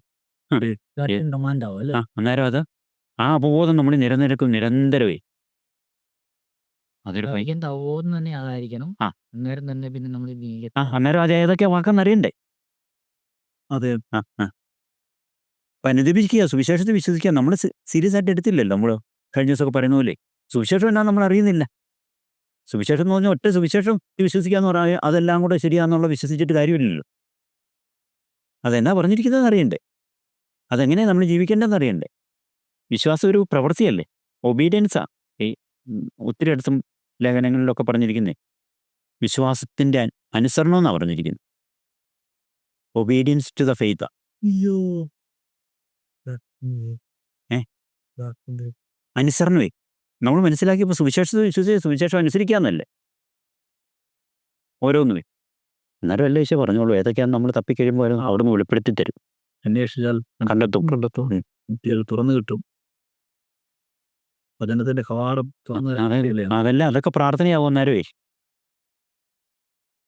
പക്ഷെ ഈ ഒരു അബോധം ഭയങ്കര കേട്ടോ. അതിപ്പോൾ എനിക്ക് അങ്ങനെ നമുക്കിപ്പോൾ അത് ദൈവം ഭയങ്കരമായിട്ട് ഈ അബോധം എന്നാ നമുക്കൊരു നല്ല ഇതില്ലായിരുന്നു. പക്ഷെ ഒരു അബോധം വേണമെന്നുണ്ടായിരുന്നു. പക്ഷെ അത് അബോധം. ദൈവത്തിന്റെ വായിൽ നിന്ന് വരുന്ന ഓരോ വാക്കുകൊണ്ടും ആ മനുഷ്യൻ ജീവിക്കണ്ടേ. അപ്പം കൊണ്ട് മാത്രമല്ല, ഓരോ വാക്കും അതിൻ്റെ അർത്ഥം എല്ലാ വാക്കും ഫ്യൂ വേർഡ്സിൽ നിന്നല്ല അതിൻ്റെ അർത്ഥം. ഓരോ വാക്കിലായിരിക്കും നമ്മൾ തുടങ്ങുന്നത്, പക്ഷെ എല്ലാത്തിലേക്കുമുള്ള പോക്കാത്. ഇത് ക്രിസ്തുവിന്റെ കോൺഷ്യൻസൻസ് ആണ്, അബോധം. നമ്മുടെ അബോധമാകട്ടെ. അതല്ലേ ചിന്തിച്ച് ചില കോൺഷ്യസ്നസ് നിരന്തരം അതായിരിക്കണമല്ലോ അല്ലേ. പിന്നെ ഓരോ ഭാവം വായിച്ചിട്ടേ ഓരോന്നിങ്ങനെ എഴുതിയെടുത്ത് മലയിലെ പ്രസംഗമൊക്കെ അങ്ങ് നമ്മൾ ജീവിക്കേണ്ടതോ ആയിട്ടുള്ള കുറേ കാര്യങ്ങളുണ്ട്. അതങ്ങ് എഴുതിയെടുക്കുക എന്നുള്ളതാണ്. എഴുതിയെടുക്കാന്ന് പറഞ്ഞാൽ ഓരോ ദൈവത്തിൻ്റെ വായിൽ നിന്ന് വന്ന വചനങ്ങൾ ഏതാണെന്ന് അന്നേരം കിട്ടും നമുക്ക്. പ്രാർത്ഥിക്കുമ്പോൾ പിതാവിൻ്റെ രഹസ്യത്തിൽ കാണുന്ന പിതാവിൻ്റെ മുമ്പിൽ പ്രാർത്ഥിക്കുക. ഉപവസിക്കുമ്പം ആരും അറിയാതെ രഹസ്യത്തിൽ കാണുന്ന പിതാവിൻ്റെ മുമ്പിൽ ഉപവസിക്കുക. ദാനകർമ്മം ചെയ്യുമ്പോൾ അങ്ങനെ ചെയ്യുക. അതെല്ലാം നമുക്ക് ചെയ്യാം. നമുക്കത് ചെയ്തു പോകുമ്പോൾ അത് ഭയങ്കര ശ്രദ്ധാലുവായിരിക്കണം. അതെ. എന്നാൽ ഞാൻ നിങ്ങളോട് പറയുന്നു, ഈശോ ഈശോ ഈശോ എൻ്റെ ദൈവമേ, എൻ്റെ സ്നേഹമേ. നമ്മളങ്ങനെ ജീവിതത്തിനും ഭയങ്കരമായിട്ട് സ്വർഗത്തിനും ശുദ്ധീകരണ സ്ഥലത്തിലും പ്രപഞ്ചത്തിലും മുഴുവൻ ഭയങ്കര സന്തോഷം ഉണ്ടാകാൻ തുടങ്ങി. കാരണം ദൈവത്തിൻ്റെ വലിയ കൊതിയാണ് മനുഷ്യനിങ്ങനെ വചനവേ സീരിയസായിട്ട് എടുക്കുക എന്നുള്ളതേ, അതനുസരിച്ച് രൂപപ്പെടുക എന്നുള്ളതേ. അതിൽ വേറെ ഒന്നുമില്ല. ഈ ഭൂമിയെ സൃഷ്ടിക്കുന്നതിൻ്റെ അതിനകത്തെ പ്രധാന നിയോഗം അതാ. ഏക നിയോഗം എന്ന് പറയാവുന്നത് തന്നെ അതാ. അല്ല സൃഷ്ടിയുടെ മുഴുവനേ. അല്ല ഇങ്ങനെ ഈശോയെ പോലെ ഈ വചനം ഐക്യപ്പെടുത്താനാണല്ലോ അല്ലേ. വചനം പാലിച്ചാണല്ലോ ഐക്യപ്പെടുത്തുന്നത്. വചനം പാലിച്ച് ഈശോയെ പോലെ തന്നെ നമ്മൾ ആവുമല്ലേ. ദൈവം കുഞ്ഞുങ്ങളുണ്ടാകുമല്ലേ, സബ്സ്റ്റൻസ് കുഞ്ഞുങ്ങളെ, സത്തയിലെ കുഞ്ഞുങ്ങൾ നമ്മളുണ്ടാവുക. അനിയന്മാരെ ആദിജാതന്മാരുടെയാ ആദിജാതന്മാരെന്ന് ഹെബ്രായലേഖനം പറയും. അതിങ്ങനെ വചനത്താൽ ജനിക്കുന്നവരെ കുറിച്ച് പറയുന്നുണ്ട്. അങ്ങനെ ഹെബ്രായലേഖനം അങ്ങനെ രക്ഷകനും രക്ഷിക്കപ്പെടുന്നവരും ഒരേ സോഴ്സിൽ നിന്നാന്ന് പറയുന്നുണ്ട്. ഒരേ സത്തയിൽ നിന്ന് തന്നെയാണെന്നാണ് പറഞ്ഞത്. അങ്ങനെ വചനമുണ്ട്. ഹെബ്രായലേഖനം എടുത്ത് വായിക്കുക. അങ്ങനെ എന്തെല്ലാം വചനം എടുക്കുന്നതെന്നറിയും. ഈ പ്രപഞ്ചത്തെ നമ്മളിപ്പം പറയുന്ന പോലെ ഈ പ്രപഞ്ചത്തെ സൃഷ്ടിച്ച ഒരു കുഞ്ഞു വചനമില്ലേ, അല്ലെ ഒരു വചനം കൂടെ. അതിനേക്കാളും എത്ര സജീവ വചനമാണ് നമുക്ക് സുവിശേഷത്തിൽ പറഞ്ഞിരിക്കുന്നത്. അത് നമുക്ക് പിടികിട്ടണം. അത് ഞാൻ പറഞ്ഞ് എപ്പോഴും ഈ ഷെയറിംഗ് ഒക്കെ എടുത്ത് കേൾക്കണമെന്ന് പറയുന്നതേ. കാരണം അല്ലെങ്കിൽ നമുക്ക് പിടികിട്ടത്തില്ല. നമ്മൾ ഈ പ്രപഞ്ചമൊക്കെ സ്ഥിതി ചെയ്യുന്നത് ഭയങ്കര വേറെ ഏതാണ്ടാന്നേ ഓർക്കത്തുള്ളേ. ഈശോയുടെ വേർഡ് പവറിനാലാണെന്നാണ് പറഞ്ഞിരിക്കുന്നത് ഈ പ്രപഞ്ചം സ്ഥിതി ചെയ്യുന്നത്. അല്ലാതെ ഒരു ചുമ്മാ അതിലല്ല, ആ വചനത്തിൻ്റെ ശക്തിയാലല്ലേ. അത്രയും ശക്തിയാണ് ആ വചനത്തിന്. എസിഷ്യൻഷ്യൽ പവറാ അത്. എസിസ്റ്റ് ചെയ്യാനുള്ളതാണ്. ഇത് ജീവിക്കാനുള്ള ശക്തിയല്ലേ. അത് അതിനേക്കാളും എന്തൊരു വലുതാണെന്ന് ഓർത്ത് നോക്കി. ആ വചനങ്ങളെ, ഈ സുവിശേഷം വചനങ്ങളെ ഒന്നും പിടികിട്ടത്തില്ല പണി. നമ്മൾ അതിൻ്റെ ശരിക്കും ഒരെണ്ണം മനസ്സിലാക്കി കഴിഞ്ഞാൽ നമ്മൾ എപ്പോഴും ഒരു ന്യൂമനസ് എക്സ്പീരിയൻസിലായിരിക്കും. പ്രപഞ്ചം തന്നെ അല്ലേ, പ്രപഞ്ചത്തിന് തന്നെ നോക്കുമ്പോഴത്തേനെ നമ്മൾ വിചാരിക്കുന്നത് ഇങ്ങനെ നമുക്ക് അങ്ങനെ സത്യവും മറ്റേതാണേലും നമ്മൾ വിചാരിക്കുന്നത് എന്തോ ഒരു പവറിലങ്ങ് അല്ലേ, വചനത്തിന്റെ ശക്തിയാലല്ലേ നിൽക്കുന്നല്ലേ. അല്ല, ആ വചനം തന്നെ എസിസ്റ്റ് ചെയ്യാനുള്ള ഒരു വചനമാകുന്നുള്ളൂ. ഈ 12 ബില്യൺ യൂണിവേഴ്സ് പോലും എസിസ്റ്റ് ചെയ്യാനുള്ളൊരു വചനമാണ് അത്. പക്ഷെ നമ്മളോട് പറഞ്ഞിരിക്കുന്നത് ജീവിക്കാനുള്ള വചനമാണ്. ജീവിക്കാനുള്ളതല്ലേ പ്രധാനപ്പെട്ടത്. അപ്പം അതിനേക്കാളും 10,000 കോടി മടങ്ങ് ശക്തവും സജീവമാണ് നമ്മളോട് ജീവിക്കാൻ പറഞ്ഞിരിക്കുന്ന വചനങ്ങൾ. അങ്ങനെ സുവിശേഷം അത്രയും ശക്തിയാണ് നമ്മുടെ കയ്യിൽ ഇരിക്കുന്നത്. ജീവിക്കാത്തതുകൊണ്ടാണ് ജീവിക്കാൻ വേണ്ടി വെച്ചിരിക്കുന്നത് ജീവിച്ചാലല്ലേ കിട്ടത്തുള്ളൂ. അതിന് വിശ്വസിക്കുകയും ചെയ്യണം. സംഗതി അല്ല, നമ്മൾ ചുമ്മാ ഇത് നമ്മൾ തന്നെ നമ്മളെ കുഞ്ഞാക്കിയിരിക്കുന്നതുകൊണ്ട് ഒരു കുഞ്ഞായിട്ട് നമുക്ക് തോന്നത്തുള്ളൂ ഇതെല്ലാവേ. അതാ പണ്ട് ഞാനിങ്ങനെ ബോംബിൻ്റെ ഉദാഹരണത്തിൽ പറഞ്ഞതേ. ബോംബെന്ന് പറഞ്ഞ ഒരു ബോംബെന്ന് നമുക്ക് ഐഡിയ ഉണ്ട്. പക്ഷേ അത് സാധാ ഒരു കുഞ്ഞ് കൈ ബോംബാകാം. അങ്ങനെ കൂടി ഒരു ഇത് ബോംബാകാം, അണുബോംബാകാം. അത് കുറേ നഗരങ്ങളെ നശിപ്പിക്കുക. ഹൈഡ്രജൻ ബോംബെന്ന് പറയുന്നത് ഈ ഭൂമിയെ പൂർണ്ണ നശിപ്പിക്കാനുള്ള പവറുള്ളതാണ്. പക്ഷേ ഈ വചനം എന്ന് പറയുമ്പോൾ നമുക്ക് അങ്ങനെയാണ് ചിലപ്പം ഫീൽ ചെയ്യുന്നതേ. നമുക്കൊരു കുഞ്ഞും ബോംബ് പോലെ ആദ്യം ഫീൽ ഇച്ചിരി തോന്നിയാൽ പോലും അങ്ങനെ തോന്നുന്നേ. അല്ലെ ഈശോയുടെ നാമം നമുക്ക് തോന്നുന്ന അത്രയും ഒരു പവറിലേ തോന്നത്തുള്ളേ. ഇതിന് മഹാപവറൊന്നും നമുക്ക് പിടികിട്ടുന്നില്ല. അങ്ങനത്തെ പവറുകളെ ഓർക്കുന്നുള്ളേ. ക്രിസ്തു നാമം എന്ന് പറയുന്നത് ഈശോയുടെ നാമത്തിൻ്റെ അന്ന് അങ്ങനെ ഷെയർ ചെയ്തേ. പക്ഷെ ഇത് ഈ വചനത്തിൻ്റെ അങ്ങനെ നമ്മൾ ഈ വചനത്തോട് നമ്മൾ കൊടുക്കുന്ന ആ മഹാൻ ഇതുണ്ടല്ലോ, അത് നമുക്കിപ്പോൾ ഞാൻ എങ്ങനെയാണ് പറയുന്നതെന്ന് എനിക്കറിയത്തില്ല. വചനം അത്രയും വലുതാണ്. അങ്ങനെ do this in memory of എന്ന് പറയുന്ന ആ ഒരു നമ്മൾ നോക്കുമ്പോൾ ഒരു കുഞ്ഞു വചനം. ആ വചനത്തിലാണ് ഈ കുർബാനകളെല്ലാം അർപ്പിക്കപ്പെടുന്ന, ഈ പുരോഹിതരെല്ലാം ഇങ്ങനെ അഭിഷേകം ചെയ്യപ്പെടുന്ന, ഈ ദേവാലയങ്ങളെല്ലാം പണിതുയർത്തപ്പെടുന്ന, വിശുദ്ധ കുർബാനയായിട്ട് ബന്ധപ്പെട്ടതെല്ലാം നടന്നെന്ന് പറയുമ്പോൾ നമുക്കൊന്ന് ഓർത്ത് നോക്കിക്കേ. ആ ഒരൊറ്റ വചനവും അതിൻ്റെ പവർ സോഴ്സ് എന്ന് പറയുന്നത്. ഈശോ അങ്ങനെ പറഞ്ഞില്ലെങ്കിൽ അങ്ങനെ ഓരോരുത്തരും സ്ഥാപിക്കപ്പെടുന്നില്ല. അങ്ങനെ അപ്പം അതൊരു ഉദാഹരണ വചനം. ആരെങ്കിലും ചിന്തിക്കുന്നുണ്ടോ? മാതാവ് നസ്രത്തിലെ ഒരു പാവം പെങ്കൊച്ച് അമ്മയായി, മാതാവായി. അത് കഴിഞ്ഞിട്ട് മാതാവ് അങ്ങ് വളർന്നു പോയത് അങ്ങ് ഓർത്ത് നോക്കിക്കേ. നസ്രത്തിലെ നമ്മുടെ നാട്ടിലൊരു പെണ്ണിനെ പോലെ ഒരു പെണ്ണല്ലേ ഉള്ളൂ. അത് നോക്കിക്കഴിയുമ്പോഴേ ആ പെങ്കൊച്ചല്ലേ ഇങ്ങനെ വളർന്നു വിശ്വം മുഴുവൻ ഇങ്ങനെ എന്ന് പറഞ്ഞാലേ ഇന്ന് ഓർത്ത് നോക്കിക്കേ. ഏത് രാജ്യങ്ങളിൽ എവിടെ ചെന്നാലും മാതാവിൻ്റെ ഒരു രൂപം, ഒരു പള്ളി, അങ്ങനെ എന്നെ വളർച്ച അങ്ങനെ ആ ഒരു കുഞ്ഞു വളർച്ചയുടെ ഒരു എണ്ണം പോലും ഒന്ന് ഓർത്ത് നോക്കിക്കേ. വേറൊരു സ്ത്രീയല്ലേ അങ്ങനെ. അതിനൊക്കെ ഉണ്ടായ കൗതാശിക വളർച്ചയെ എന്നാ വാക്ക് നമുക്ക് പറയാൻ അറിയത്തില്ല. അങ്ങനെ അതെന്നെ വളർച്ച അനുസരിച്ച് വിഭജനിച്ച് ഞാൻ പറഞ്ഞ അതിൻ്റെ ഒരു കുഞ്ഞ് ആയിരുന്ന കാര്യം വളർന്നപ്പോൾ ഉണ്ടായതേ. അപ്പം അതുപോലത്തെ 300 കോടി അല്ല 350 കോടി പെണ്ണുങ്ങളുണ്ടല്ലോ ഭൂമിയിൽ ഇപ്പോൾ. പക്ഷെ അങ്ങനെയാണോ? പക്ഷെ ഇവർക്കെല്ലാം ഒരു വലിയ സാധ്യത ഉണ്ടേ. അങ്ങനെ അതല്ല ഞാൻ പറഞ്ഞു, ഒരു കുഞ്ഞു കാര്യം അങ്ങ് വളർന്നേ ഇത് ചെയ്തതിൻ്റെ ഒരു യൂണിവേഴ്സലായതിൻ്റെ ഒരു സംഭവം നോക്കിക്കേ. യൂണിവേഴ്സലായതിൻ്റെ ഉദാഹരണത്തിനാണ് ഇതൊക്കെ പറയുന്നത്. അതുപോലെ ഈ വചനം എല്ലാം കിടക്കുന്നതെന്ന് ഞാൻ പറയുന്നത്. ഇതുപോലെ നമ്മൾ നോക്കുമ്പോൾ ഇപ്പം നമ്മൾ വലിയ ഇതില്ലാതെ നോക്കുമ്പം ഒരു ഓസ്തി അല്ല ഒരു നസ്രത്തിലൊരു പെണ്ണ് അതുപോലെയൊക്കെ കിടക്കുന്നുള്ളൂ ഇത്. പക്ഷെ ഇത് വളർന്നതിൻ്റെ വചനം അപ്ലൈ ചെയ്ത് വളർന്നതിൻ്റെ അങ്ങനെ ധ്യാനിക്കാം നമുക്ക്. ഇപ്പം അല്ലാതെ നോക്കുമ്പോൾ അങ്ങനെ അതിൻ്റെ ആ പോക്ക് പോയതേ. എന്തോ അല്ല ആ മാതാവ് വചനം വിശ്വസിച്ചാണല്ലോ വളർന്നത്. അങ്ങനെയൊന്ന് അതിനേക്കാളും ഞാൻ ഉദാഹരണം പറഞ്ഞ ഈ മാതാവിൻ്റെ വലിയ വളർച്ചയാണ്. കൗതാശി ഇങ്ങനെ യൂണിവേഴ്സൽ ഗ്രോത്തേ. ഓരോരുത്തരും സെൻറ്റ് ഫ്രാൻസിസ് എടുത്ത് നോക്ക്. കുഞ്ഞു മനുഷ്യൻ ഈശോ എന്നാ ക്രിസ്തുവ കാത്തറിൻസി ആ മനുഷ്യൻ പോയ പോക്ക് കണ്ടില്ലേ? കൊച്ചു ദിവസം കൊണ്ട് ഞാൻ അതിൻ്റെ എത്ര കോൺഗ്രിഗേഷൻ കൊച്ചേശ്വര പേര് സ്ഥാപിച്ചെന്നുള്ളതിന് നമ്പർ എനിക്ക് കിട്ടിയില്ല. ഒരച്ഛന് പറഞ്ഞു കേട്ടായിരുന്നു. പൈലറ്റിന്റെ പുസ്തകം എത്രയോ 65 അത്രയും കണ്ട് ഏത് കോൺഗ്രേഷൻ മറന്നുപോയി.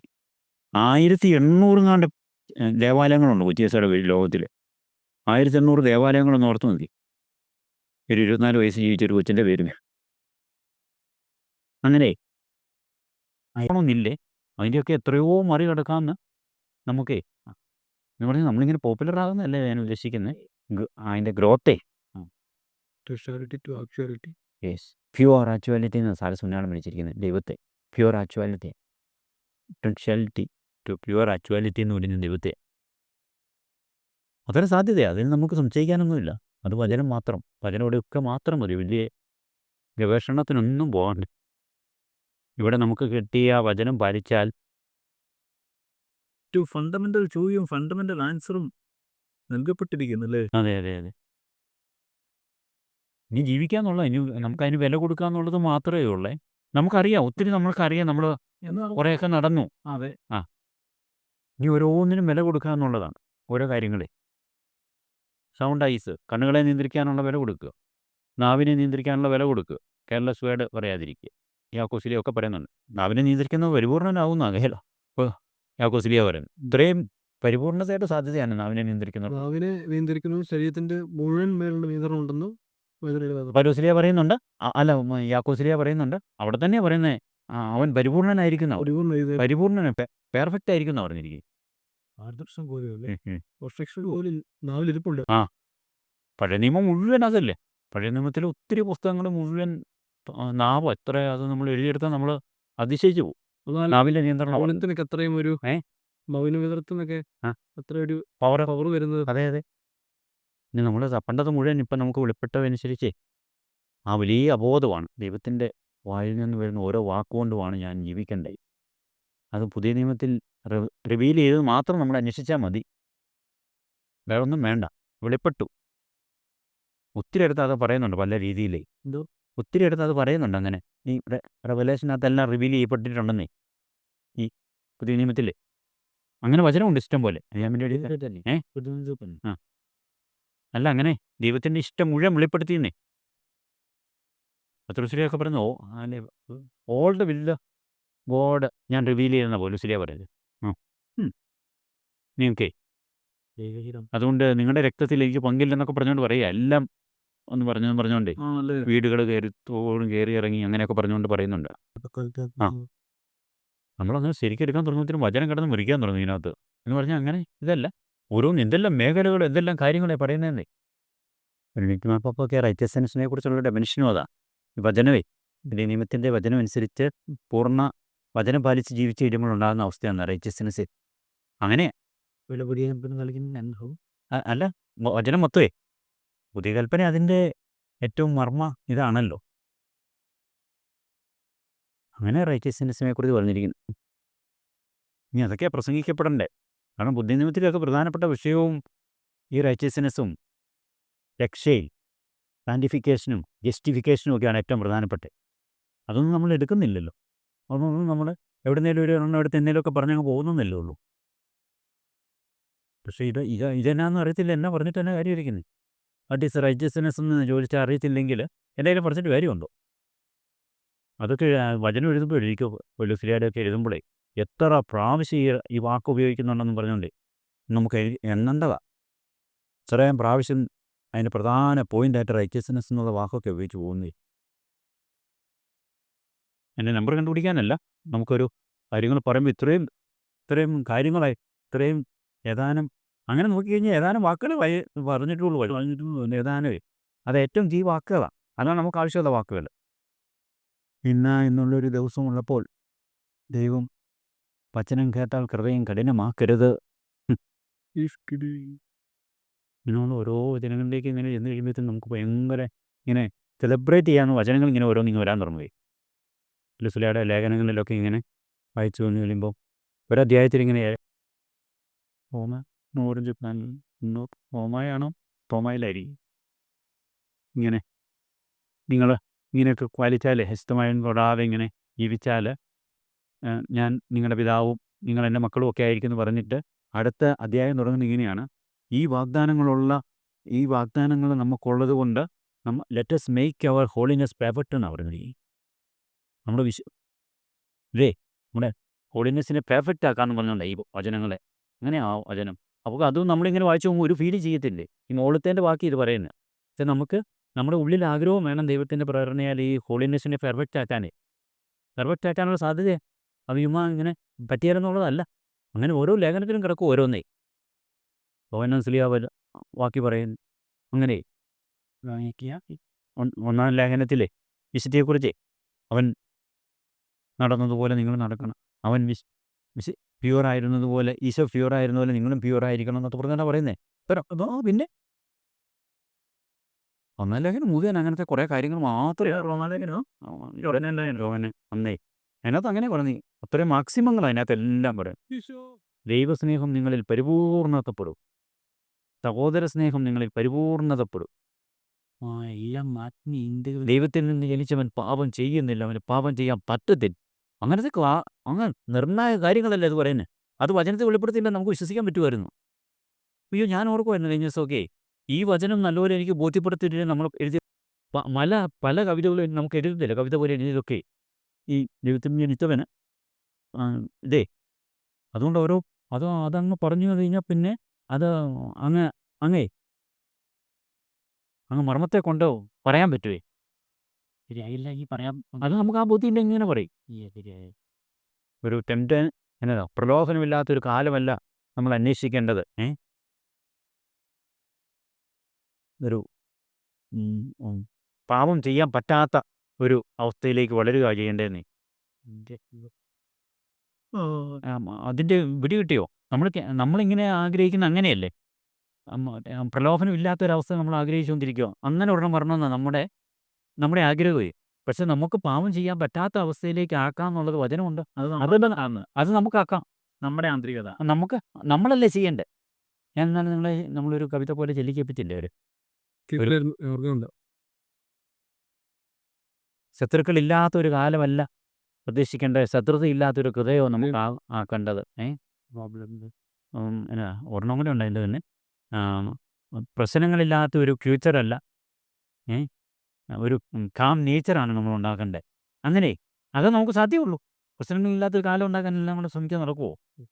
പക്ഷെ നമുക്ക് പറ്റുന്ന നമുക്കൊരു ശാന്തമായ പ്രകൃതം നമുക്ക് ഉണ്ടാക്കിയെടുക്കാനേ, കാം നേച്ചറേ. പ്രലോഭനങ്ങളില്ലാത്തൊരു സമയത്തിന് വേണ്ടി നമ്മൾ ചുമ്മാ കാത്തിരുന്ന് പ്രാർത്ഥിച്ചുകൊണ്ടിരിക്കാന്നല്ലേ ഉള്ളൂ. പക്ഷേ പാപം ചെയ്യാൻ പറ്റാത്തൊരവസ്ഥ നമുക്ക് വചനത്തിൽ പറഞ്ഞിരിക്കുക, കനോട്ട് സിൻ സ്റ്റേറ്റ് പറഞ്ഞിരിക്കുക. അത് നമുക്ക് ആർജിക്കാമല്ലോ. അതാ നമ്മുടെ ആ വചനത്തിൽ നിന്ന് കണ്ട പോസിറ്റീവ് തലങ്ങളെ. അല്ലെങ്കിൽ നമ്മളിങ്ങനെ ചുമ്മാ നമുക്കൊരു ബന്ധമില്ലാത്ത കാര്യങ്ങളെ ആഗ്രഹിച്ചുകൊണ്ടും പ്രാർത്ഥിച്ചുകൊണ്ടും ഇരിക്കും. ഒരിക്കലും അറ്റൈനബിൾ അല്ല. നമ്മൾ അറ്റൈൻ ചെയ്യാൻ പറ്റിയ നമ്മൾ അറ്റൈൻ ചെയ്യേണ്ടത്.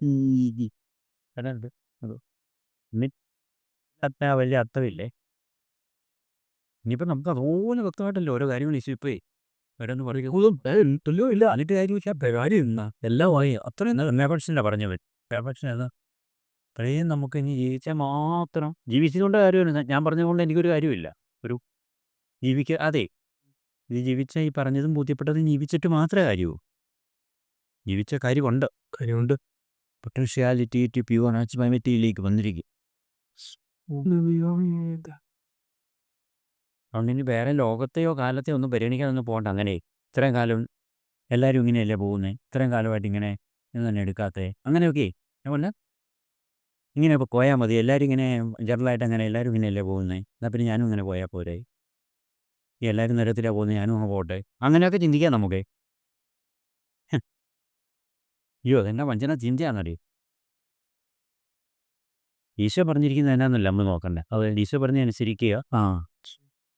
വചനം പൂർത്തിയാകാൻ ദൈവം യാഗരൂഢതയോടെ കാത്തിരിക്കുന്നെന്നാണ് പറഞ്ഞത് തിരമിയ പ്രവാചകനിലെ.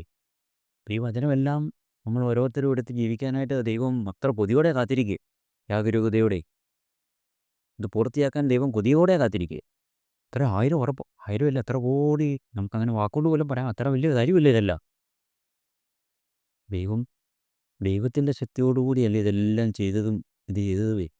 രക്ഷ നടപ്പാക്കി തന്നെ ചുമ്മാ ഒരു തല്ലിപ്പൂട്ടിയൊരു രക്ഷയൊന്നും അല്ലല്ലോ. ഈശോ വന്ന് ഈശോയുടെ മാക്സിമോയി എല്ലാം ചെയ്തല്ലേ. പീഡകൾ സഹിച്ചല്ല ചുമ്മാ വന്ന ഒരു പ്രസംഗം എന്നൊക്കെ പറഞ്ഞൊരു തർക്കല്ലിട്ട് പോയ ഇതല്ലേ. അതിനുവേണ്ടി ദൈവത്തിൻ്റെ പൂർണ്ണ ശക്തിയിൽ 1 ഡിഗ്രി പോലും കുറയ്ക്കാതെ രക്ഷയ്ക്ക് വേണ്ടി നമുക്ക് വേണ്ടി ചെയ്തിരിക്കുന്നത്. കൊടുക്കാവുന്ന മുഴുവൻ വേദന, കൊടുക്കാവുന്ന മുഴുവൻ കൊടുത്തു. ഇത്രയും വലുതാ. ഈ മഹാജൂബിലി അപ്പോൾ വരുമ്പോൾ നമ്മൾ ഓർക്കേണ്ടതും അതാണ്. ദൈവം ഇത്രമാത്രം വില കൊടുത്ത് കുരിശ് മരിച്ചേ വില കൊടുത്ത് നേടിയെടുത്തൊരു രക്ഷയല്ല, ചുമ്മാ തല്ലിക്കൂട്ടി രക്ഷയല്ല. അത്രയും കുരിശുമരണത്തിൻ്റെ ഒക്കെ ആ ഒരു കയറ്റൂടെ നമ്മൾ കാണാൻ പഠിക്കണേ. രക്ഷയ്ക്ക് വേണ്ടി ദൈവം കൊടുത്ത വിലയാവേ. അങ്ങനെ എനിക്കൊരു തലമുണ്ടായിനല്ലാവേ. ബലി മാത്രമല്ലല്ലോ. രക്ഷയ്ക്ക് വേണ്ടി ദൈവം കൊടുത്ത വിലയാ. അല്ല, കുഞ്ഞു കുഞ്ഞു കാര്യങ്ങളേ മതിയാ നമുക്ക് പറയാമല്ലോ.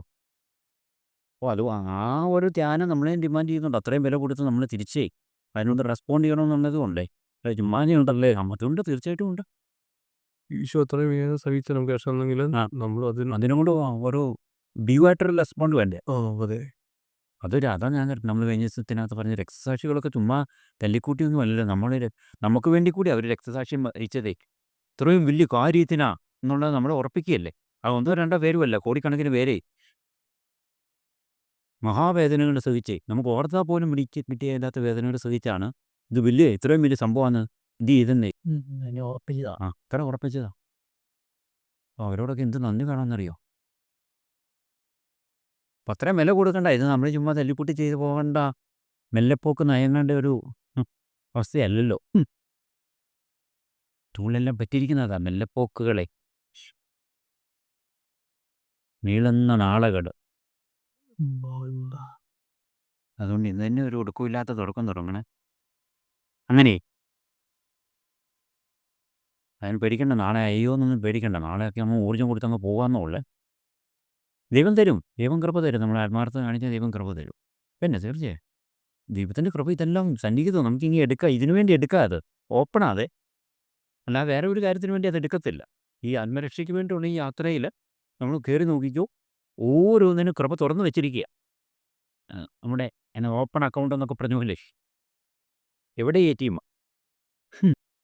ഇതിന് വലിയൊരു സംഭവം നമ്മൾ പ്രതീക്ഷിക്കണം കേട്ടോ. വലിയൊരു എന്നതാ ഇത് വലിയ സംഭവമാണിത്. അതായത് ഇത് വലിയ സംഭവമാണ്. അതെന്ന് പറഞ്ഞാൽ വിലയേറപ്പായിട്ട് അത് വലിയൊരു ഒരു പന്തക്കുസ്ത സംഭവം എന്ന് പറഞ്ഞ പോലെ തന്നെ. ഒരുപക്ഷെ ഇതിലാവാം. കാരണം ഇതിൻ്റെയൊക്കെ ഒരു മഹാജൂബിലിക്ക് അടുത്ത് വലിയ അതിൻ്റെ റിസൾട്ടുകൾ എപ്പോഴായിരിക്കും ഇങ്ങനെ വരുന്നതേ, ഓരോ രീതിയിലേ. ഓരോ ദിവസവും ജീവിച്ച് പോയാൽ മതി അല്ലേ. ഈ മുമ്പോട്ടത്ര ചിന്തിക്കുമ്പോഴായിരിക്കും നമ്മൾ ജീവിക്കുന്നതിനെക്കുറിച്ച് അങ്ങനെ ചിന്തിക്കേണ്ട. ഇപ്പം ഞാൻ നമ്മൾ പറഞ്ഞ അവബോധം ഉണ്ടല്ലോ, ദൈവത്തിൻ്റെ വായിൽ നിന്ന് വരുന്ന ഓരോ വചനം കൊണ്ടുമാണ് നമ്മൾ ജീവിക്കേണ്ടത്. ആ ഒരു അവബോധത്തിൽ ആ ബോധം നമ്മളിൽ എപ്പോഴും നിലനിർത്തുക. എന്നിട്ട് നമുക്ക് ഇപ്പം നമ്മുടെ വചനം വായിക്കുമ്പോൾ ഓരോ വചനങ്ങളിങ്ങനെ നമുക്ക് കിട്ടാൻ തുടങ്ങും. ഇപ്പം കെയർലെസ് ആയിട്ടുള്ള വാക്ക് ദൈവം കണക്ക് ചോദിക്കും. അപ്പോൾ അത് വചനം പാലിച്ചുകൊണ്ടാണ് ഇനി പിന്നെ നമ്മുടെ മനസ്സിൽ ഇങ്ങനെ ഇടണം, നമ്മൾ കെയർലെസ് ആയിട്ടൊരു വാക്കും പറയാൻ പോകുന്നില്ല. കാരണം ഇത് ഈശോയോടുള്ള സ്നേഹമാണ്. അതെ, അല്ലാതെ കെയർലെസ് ആയിട്ട് ഒരു വാക്ക് പറയുകയെന്നുള്ളൊരു തീരുമാനമല്ല നമ്മൾ എടുക്കേണ്ടത്. അപ്പോൾ അവിടെ കെയർലെസ് ആയിട്ടൊരു വാക്ക് പറയുമ്പോൾ ഈശോ വേദനിക്കും എന്നുള്ളതാണ് അവിടുത്തെ വിഷയം. അല്ലാതെ നമ്മൾ ഇംപെർഫെക്റ്റ് ആകും എന്നുള്ളതൊന്നുമല്ല വിഷയം അവിടെ. അങ്ങനെ ഓരോ വചനം പാലിക്കുന്നത് ഈശോയോടുള്ള സ്നേഹമാണ്. അത് വചനത്തിൽ അങ്ങനെയാണ് പറഞ്ഞിരിക്കുന്നത്. ഇപ്പം ഒരു വിവാഹിതർ ഒരു ദമ്പതികൾ കൂട്ടിക്കൂ. അപ്പോൾ ആ ദമ്പതികൾ അതിലൊരാൾ ഒരു ജീവിത പങ്കാളി ആ ഒരു നോട്ടം പാളിയാൽ പോലും മറ്റേ പങ്കാളിയെ ബാധിക്കും. അത് ഇല്ലേ? ഈ മറ്റേ പങ്കാളിയോടുള്ള സ്നേഹത്തെ പ്രതിയാണ് ഒരു വിദേശത്താണേലും ഈ ഒരു ജീവിത പങ്കാളി വളരെ സൂക്ഷ്മതയോടെ കണ്ണടക്കം പോലും പാലിച്ച് ജീവിക്കുന്നത്. അവർ കാണുന്നു അറിയുന്നു ഒന്നുമില്ലായിരിക്കും, എങ്കിലും സ്നേഹവും വിശുദ്ധിയും ഉള്ളവർ അങ്ങനെയല്ലേ പാലിക്കുന്നത്. ഒരു കണ്ണ് മാറി ഒരു ശരിയല്ലാത്ത നോട്ടം നോക്കുമ്പോൾ പോലും ഈ നമ്മൾ പൂർണ്ണ സ്നേഹം കൊടുക്കേണ്ട ആ ജീവിത പങ്കാളിക്ക് ഒരു ഇത് വരുമല്ലേ, ഒരു വേദന വരുമല്ലേ. അരുവി പോലും വേദന വരുക അല്ലേ? അരുവി വേദന വരുന്നുണ്ട്, അത് നമുക്കും അറിയാം. നമ്മളൊരു ശരിയല്ലാത്ത ഒരെണ്ണത്തിലേക്ക് പരിഗണിക്കുകയോ നോക്കുകയോ ചെയ്താൽ അങ്ങനെയാണല്ലോ. അങ്ങനെ അപ്പോൾ അത് അന്നേരം നോട്ടമല്ലല്ലോ അവിടുത്തെ പ്രശ്നം, ഇയാളോടുള്ള സ്നേഹം അവിടുത്തെ വിഷയം. ആ സ്നേഹവും ആ വിശ്വസ്തതയാണ് വിഷയം. ഇത് ഈശോയുടെ വചനം പാലിക്കുമ്പോൾ നമുക്കുണ്ടായിരിക്കേണ്ട ഓരോന്നും ചെയ്യുമ്പോൾ അല്ല വചനം പാലിച്ച് നമ്മളൊരു പെർഫെക്ഷനിലേക്ക് വളരുന്നതല്ല അങ്ങനെ എടുക്കരുത്. അത് പിന്നെ നമ്മളാകും. ഇത് ഈശോയോടുള്ള സ്നേഹം ഈശോ ഇങ്ങനെയാണ് പറഞ്ഞിരിക്കുന്നത്. അത് നമ്മുടെ ഈശോയോടുള്ള സ്നേഹത്തെ പ്രതി ഈശോയോടുള്ള സ്നേഹം അതല്ല. എൻ്റെ വചനം പാലിക്കുന്നവർ എന്നെ സ്നേഹിക്കുന്നെന്ന് ഈശോ പറഞ്ഞു. അവരുടെ അടുത്ത് ഞാനും അവരെ പിതാവ് സ്നേഹിക്കും. അവരെ എൻ്റെ അടുത്ത് ഞങ്ങൾ വന്ന് വസിക്കും. അതിൽ കൂടുതൽ എന്താ വേണ്ടത്? ഓരോ വചനം പാലിക്കുമ്പോൾ ഇത് സംഭവിച്ചുകൊണ്ടിരിക്കുകയാണ് നമ്മളിൽ. അങ്ങനെ ഒരു നിത്യ ഇതിലേക്കാവും നമ്മളെ. അപ്പം നമ്മൾ ദൈവം വസിക്കുന്ന മനുഷ്യരാകും നമ്മൾ. പരിശുദ്ധ ത്രിത്വം. അപ്പം പിന്നെ നമ്മുടെ ജീവിതം എന്ന് പറഞ്ഞാൽ നമ്മളൊന്നും വലിയ പ്രസംഗമൊന്നും വേറെ പ്രവൃത്തി ഒന്നും ചെയ്യേണ്ട. ദൈവം നമ്മളെ വസിക്കുകയല്ലേ. ദൈവത്തിൻ്റെ പ്രവൃത്തി നമ്മളിലൂടെ അങ്ങ് ചെയ്യപ്പെട്ടോളൂ. അങ്ങനെ പത്രോസിൻ്റെ നിഴലടിച്ച് സൗഖ്യങ്ങളുണ്ടായെങ്കിൽ അതിനേക്കാളും ഇതെല്ലാം സാധ്യത ദൈവത്തിന് കിടക്കുന്നേ അല്ലേ. നമ്മുടെ ഭാഗത്തുനിന്ന് ആക്റ്റീവായിട്ട് നമുക്ക് വേണ്ട ദൈവസ്നേഹത്തിലുള്ള നിലനിൽപ്പ്. അങ്ങനെ വിശ്വസ്തത. നമുക്ക് പിന്നെ ഭാവിയെക്കുറിച്ചൊന്നും ഇതെങ്ങനെ ആകുന്നൊന്നും പേടിക്കണം. നമ്മൾ ഇതിലൊക്കെ പറയുന്നുണ്ടായിരുന്നില്ല, ഇതെങ്ങനെ കലാശിക്കുന്നൊന്നും പേടിക്കേണ്ട കാര്യമല്ല ഇത്. ഇത് അത് പ്രത്യാശയാണ്. ഇതെല്ലാം പൂർത്തിയാകുമെന്നുള്ള കർത്താവ് അരുളി ചെയ്ത കാര്യങ്ങൾ നിറവേറുമെന്ന് വിശ്വസിച്ചോളാം. ഭാഗ്യവതി നിറവേറുമെന്നേ. ആ ഭാഗ്യം മറിയത്തിൻ്റെ. അപ്പം അമ്മയോടുകൂടി നമ്മൾ അമ്മയോട് പ്രാർത്ഥിക്കണം, അമ്മയെപ്പോലെ ഞങ്ങൾക്കും കർത്താവ് അരുളി ചെയ്ത കാര്യങ്ങൾ പൂർത്തിയാവുമെന്ന് വിശ്വസിക്കാനുള്ള കൃപ തരണം. അങ്ങനെ അമ്മയുടെ ഭാഗ്യത്തിൽ ഞങ്ങളെയും പങ്കെടുപ്പിക്കണേ എന്നൊക്കെ പറഞ്ഞ് പ്രാർത്ഥിക്കണം. അങ്ങനെ അന്നേരം നമ്മളും അങ്ങനെ ആവും. നമുക്കുള്ളത് മുന്നോട്ടുള്ള ദൈവത്തിൻ്റെ പരിപാലനം തരുമല്ലോ. അല്ലാതെ ഇപ്പം നമ്മൾ ഒരു വർഷത്തേനൊക്കെ ഉള്ളതല്ലേ കൃഷി ചെയ്ത് കപ്പയൊക്കെ ആണെങ്കിലും ഉണങ്ങി വെക്കുന്നുള്ളൂ. അല്ലാതെ നമ്മുടെ 60 വർഷത്തേനല്ല ജീവിക്കുന്ന വർഷത്തേനുള്ളത് നമ്മൾ ശേഖരിച്ച് വെക്കുന്നില്ല. ഭക്ഷണമൊന്നും വെക്കത്തുമില്ല. അപ്പോൾ അടുത്ത നിമിഷത്തിനുള്ള ദൈവം തന്നോളൂ. ഈ നിമിഷം നമ്മൾ ദൈവത്തോട് വിശ്വസ്ത പുലർത്തിയാൽ മാത്രം മതി. അങ്ങനെ ഒരിക്കലും അതാ ഫ്യൂച്ചറിനെ കുറിച്ച് ആകുലപ്പെടരുതെന്ന് ഈശോ പറഞ്ഞതിൻ്റെ കാര്യം അതാ. അത് ആത്മീയ കാര്യത്തിലും ആകുലപ്പെടേണ്ട കാര്യമൊന്നുമില്ല. അത് ദൈവത്തിൻ്റെ പ്രത്യാശയാണ്. അവിടെ എല്ലാവരും ക്യൂരിയോസിറ്റി അല്ല. അല്ലാതെ ക്യൂരിയോസിറ്റി അല്ല കേട്ടുന്നത്. ജിജ്ഞാസയും ഒക്കെ ഇമാജിനേഷനും ഭാവനയും ജിജ്ഞാസയൊക്കെ കയറും വിശ്വാസത്തിൻ്റെയും പ്രത്യാശയുടെയും സ്ഥലത്തെ. അത് അപകടം. അത് കയറാൻ സമ്മതിക്കുകയരുത്.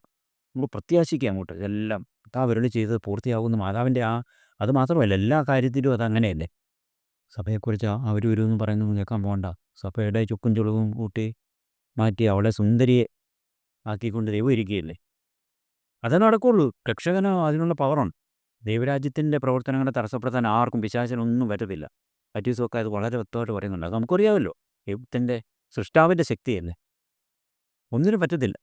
അതുകൊണ്ട് വെളിപാടിൽ അത് സുന്ദരിയായ മണവാട്ടിയായിട്ട് ഇറങ്ങി വരുമോ സഭ? അതിനെയല്ലേ നമ്മൾ കാണണ്ടേ. മാധ്യമങ്ങളും ഇവരും പറയുന്നതാണ് അല്ലേ. സുന്ദരിയായ അണിഞ്ഞൊരുങ്ങിയ മണവാട്ടിയായിട്ട് ഇറങ്ങി വരിക. ഓഫീസ് സ്വർണ്ണമൊക്കെ അണിഞ്ഞ്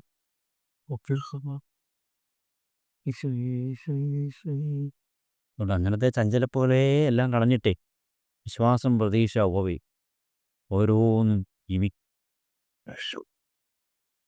നമ്മൾ ദൈവത്തിൻ്റെ എല്ലാ സമ്പൂർണ്ണതകളും നമ്മൾ പാവിക്കും എന്നുള്ള ഒരു വാഗ്ദാനം നമ്മൾ വിശ്വസിക്കണം. അതെല്ലാം വിശ്വസിക്കണം. അതെല്ലാം നമ്മൾ വിശ്വസിക്കണ്ടേ. കാരണം ഒരിക്കലും ഒരു റേഞ്ചിൽപ്പെട്ടതല്ലത്. നമ്മുടെ ബുദ്ധിയുടെ റേഞ്ചിൽപ്പെട്ടതല്ലല്ലോ അത് പാലിക്കുക എന്നുള്ളതേ. ഒരു വിശ്വാസത്തിലാണ്. അങ്ങനെയുണ്ടല്ലേ. അങ്ങനെയാ. അതാ വിശ്വാസത്തിൻ്റെ യുക്തിക്കൊക്കെ ചെല്ലാവുന്ന ഒരു കുഞ്ഞു മേഖലയുണ്ട്.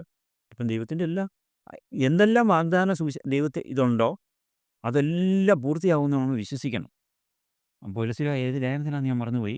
ദൈവത്തിൻ്റെ മുഴുവൻ വാഗ്ദാനങ്ങളിലും ക്രിസ്തുവിൽ ആമേനാണ് പറഞ്ഞിരിക്കുന്നത്. അതെന്നാ വചനമൊന്നും കൊണ്ടാ ദൈവത്തിൻ്റെ ഈ നമ്മളിപ്പം പറഞ്ഞ വചനങ്ങളെല്ലാം ഇല്ലേ. ഇപ്പം കൊച്ചു ചോദിച്ച് ദൈവത്തിൻ്റെ ഏറ്റവും സമ്പൂർണ്ണതയോടെ പ്രാപിക്കുന്നത് അത് ഒറ്റയ്ക്ക് പ്രാപിക്കുന്നതല്ല. അത് സഭയിൽ അത് ആ വചനം എടുത്ത് വായിച്ചു നോക്കി. സഭയിൽ ഇത് പ്രാപിക്കുന്നതെന്ന് എഴുതിയിരിക്കുന്നത്. ഈ സമ്പൂർണ്ണതകളെ ഈശോ മിശിഹായുടെ സ്നേഹത്തിൻ്റെ നീളവും എല്ലാ വിശുദ്ധരോടും ചേർന്നെന്നും പറഞ്ഞുകൊണ്ടാണ് നമ്മളത് ഒരു ലേഖനത്തിൽ എഴുതിയിരുന്നത്. എല്ലാ വിശുദ്ധരോടും ചേർന്ന് ഈശോയുടെ സ്നേഹത്തിൻ്റെ നീളവും വീതിയും ആഴവും അറിഞ്ഞ് അങ്ങനെ ജ്ഞാനത്തോടുകൂടി നിങ്ങൾ ദൈവത്തിൻ്റെ എല്ലാ സമ്പൂർണ്ണതകളും പ്രാപിക്കാനാണ് പറഞ്ഞിരിക്കുന്നത്. അപ്പോൾ അത് സഭയിലാണ്, എല്ലാ വിശുദ്ധരോടും ചേർന്നാണ് ആ സമ്പൂർണ്ണതകൾ പ്രാപിക്കുന്നത് എഴുതിയിരിക്കുന്നത്. ഇതെല്ലാം നടപ്പാകും അത്. അങ്ങനെ ഈ വാഗ്ദാനങ്ങളെല്ലാം ഈശോയിലാണ്. ഇതെല്ലാം ഈശോയിലാണ് നടക്കുന്നത്. ഇതേ ഈശോയിൽ അമ്മയെന്ന് പറയുന്നത് നമ്മൾ ഈശോയിലാകുമ്പോഴെന്നാണോ? അല്ല, ദൈവത്തിൻ്റെ വാഗ്ദാനങ്ങൾ മുഴുവൻ ഈശോയിൽ എന്നെല്ലാം പറഞ്ഞിട്ടുണ്ടോ അതെല്ലാം ഈശോയിൽ പൂർത്തിയായെന്നാണ് അതിൻ്റെ അർത്ഥം. ആമേന്ന് പറഞ്ഞാൽ ആ ഒരർത്ഥത്തിലാണ്. സന്നിഹിതമാണ്. അപ്പോൾ അത് നമ്മളിലും പൂർത്തിയാവും.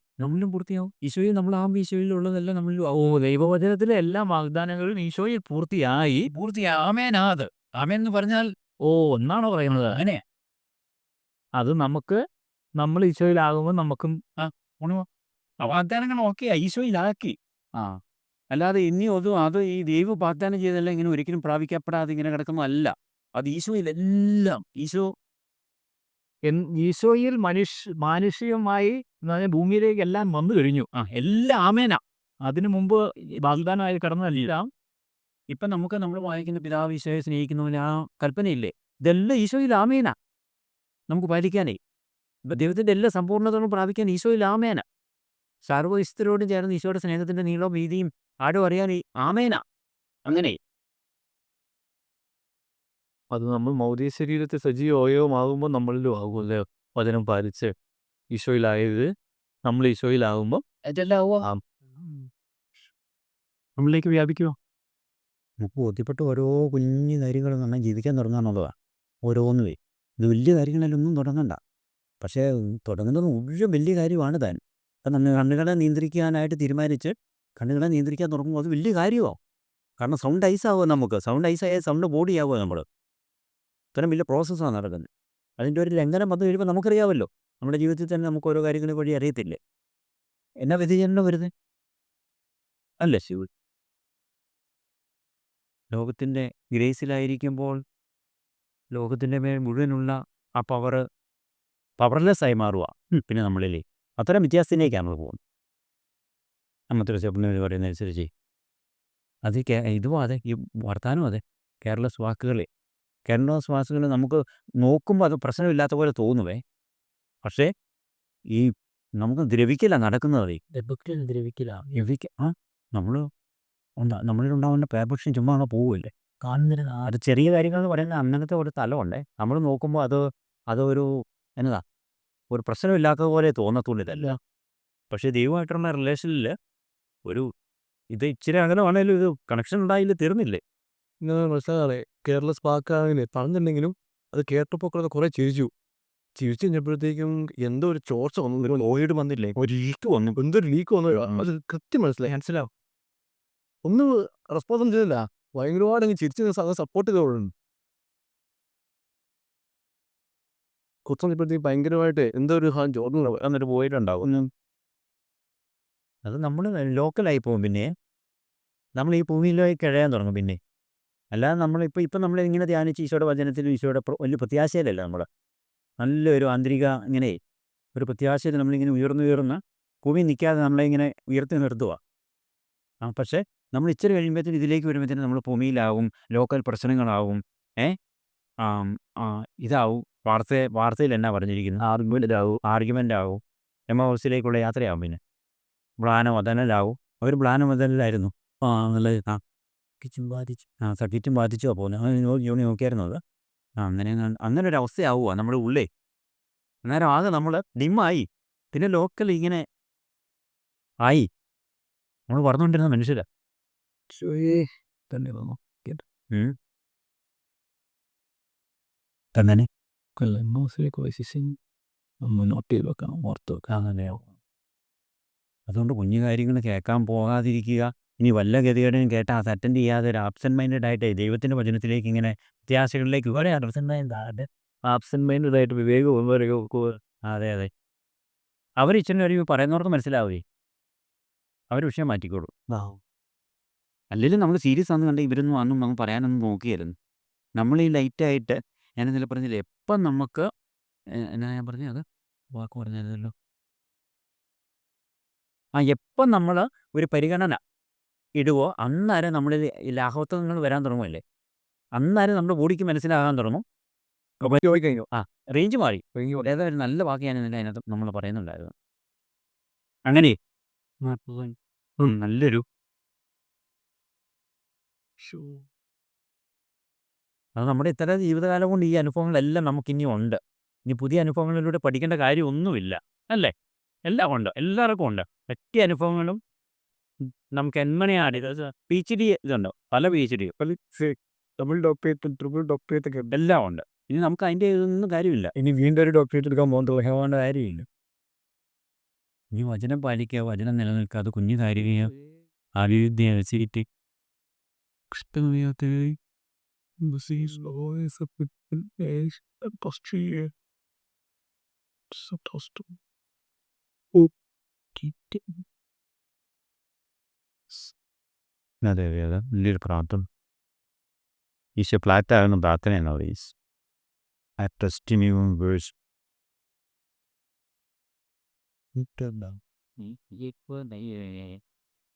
ദൈവവചനം ആരുടെ പക്കലേക്ക് വന്നോ അവരെ ദൈവങ്ങളൊന്നും രക്ഷിക്കുന്നല്ലേ. ഈശോ തന്നെ പറയാൻ ദൈവവചനം നിരം ഇന്നാകില്ലല്ലോ എന്ന് ഈശോ തന്നെ ചോദിക്കും. അത് പറഞ്ഞിട്ടല്ലേ നമ്മുടെ അടുത്തേക്ക് ഓരോ പ്രാവശ്യവും ദൈവവചനം വരുമ്പോൾ നമ്മുടെ ദൈവത്താകുമല്ലേ. എല്ലാത്ത വാക്കുകൾ വരുമ്പോൾ നമ്മൾ ജഡികരും ആകുമല്ലേ.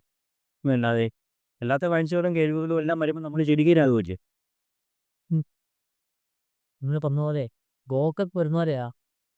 രഷ്യ ലെമനിയോ അല്ല നമ്മുടെ കർത്താവിനോ സ്നേഹിക്കാത്തവരെ ശപിക്കപ്പെട്ടവരാകട്ടെയാണോ ശരി.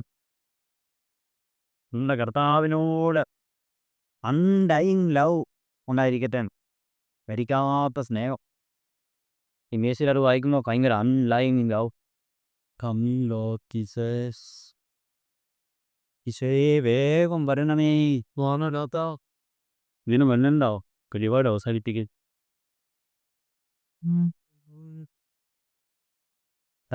ഈശോയെ വേഗം വരണമേ. കാലഘട്ടങ്ങളുടെ അന്ത്യത്തിൽ വരേണ്ടതല്ല, എപ്പോഴും നമ്മൾ വിളിച്ചുകൊണ്ടിരിക്കേണ്ട ഒരു വരവോ വേഗം വരണമെന്ന് പറഞ്ഞുകൊണ്ട്. ദൈവവചനം ആരുടെ പക്കലേക്ക് വന്നുവോ ആ വരവ് വരണ്ടേ അല്ലേ, എത്തുകയോ. ഈശോ തന്നെയല്ലേ ദൈവവചനം അല്ലേ.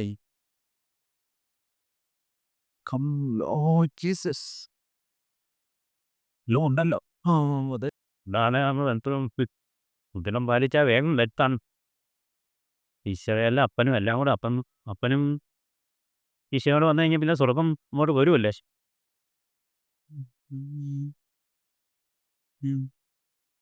അങ്ങനെയൊന്നും ആത്മാക്കനുണ്ടാകുമ്പോൾ ശോനാകുറിച്ച് പറഞ്ഞതുപോലെ ആത്മരക്ഷാപരമായിട്ട് ഉള്ളിയൻ മുഖപ്രവൃത്തികളെക്കാളും വലിയ ഉണ്ടാവുമെന്ന് പറയുന്നൊന്നും ഓർമ്മയില്ല.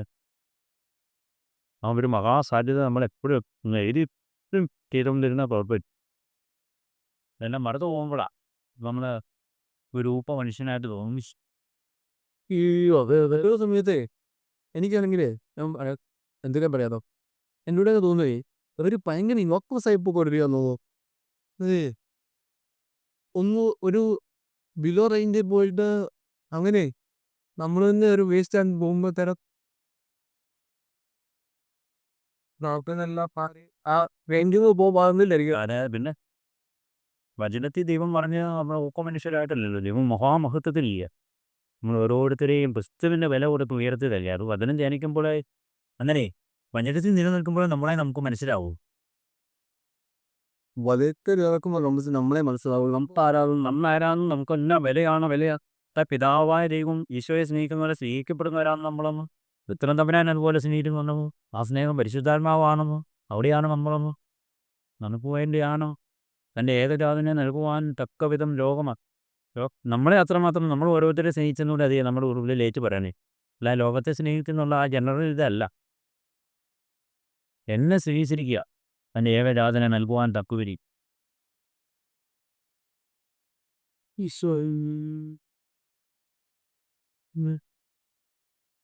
ഒരിക്കലും വില താഴ്മ ചിന്തിക്കുക അത് എളിമയല്ലവേ. അത് നമ്മളെ എന്നെയൊക്കെ ഒരിക്കലും ഈശോ സമ്മതിപ്പിക്കത്തില്ല. ഞാൻ എങ്ങനെ വന്നാലുമേ ഇങ്ങനെ ഇച്ചിരി ഒന്ന് ചിന്തിക്കാനും ഒന്ന് തുടങ്ങി കഴിഞ്ഞാൽ ഇത് ഈ വചനം എല്ലാം കൂടി ഓർത്തിക്കുമെന്ന്. ദൈവത്തിൻ്റെ സങ്കടമാണ് നമ്മളങ്ങനെ പറയുന്നതേ. അല്ല നമ്മൾ ലോയായിട്ട് ചിന്തിക്കുന്നതേ ദൈവത്തിന് സങ്കടമാണ്. ഇത്രയും വചനങ്ങൾ, ഇത്രയും വാഗ്ദാനങ്ങൾ, ഇത്രയും മഹത്വവും ഇത്രയും സ്നേഹവും എല്ലാം കൂടെ വർത്തിട്ടേ, ഇത്രയും സാധ്യതകളും ഇത്രയും പാവപ്പറ്റുകളും ഇതെല്ലാം തന്നേ, ഇത്ര വലിയ ബ്രെയിനും ഇതെല്ലാം വന്നിട്ട് ഞാൻ ഒരു ഊപ്പയാന്ന് പറഞ്ഞാലേ ഈ ഊപ്പയെല്ലാം ഈ കേപ്പയാ. കേപ്പസ് പറഞ്ഞ പറയാണല്ലോ, കേപ്പായെ പാപ്പയാക്കി ഇപ്പോഴേ മാന്തിക്കളഞ്ഞാണ് അടിയിലെ പാറ കണ്ടെത്തണ്ടോ അല്ലേ. കേപ്പ കണ്ടെത്തിയാണല്ലോ പണിയാൻ പറഞ്ഞിരുന്നത് വചനം അനുസരിച്ചല്ലേ.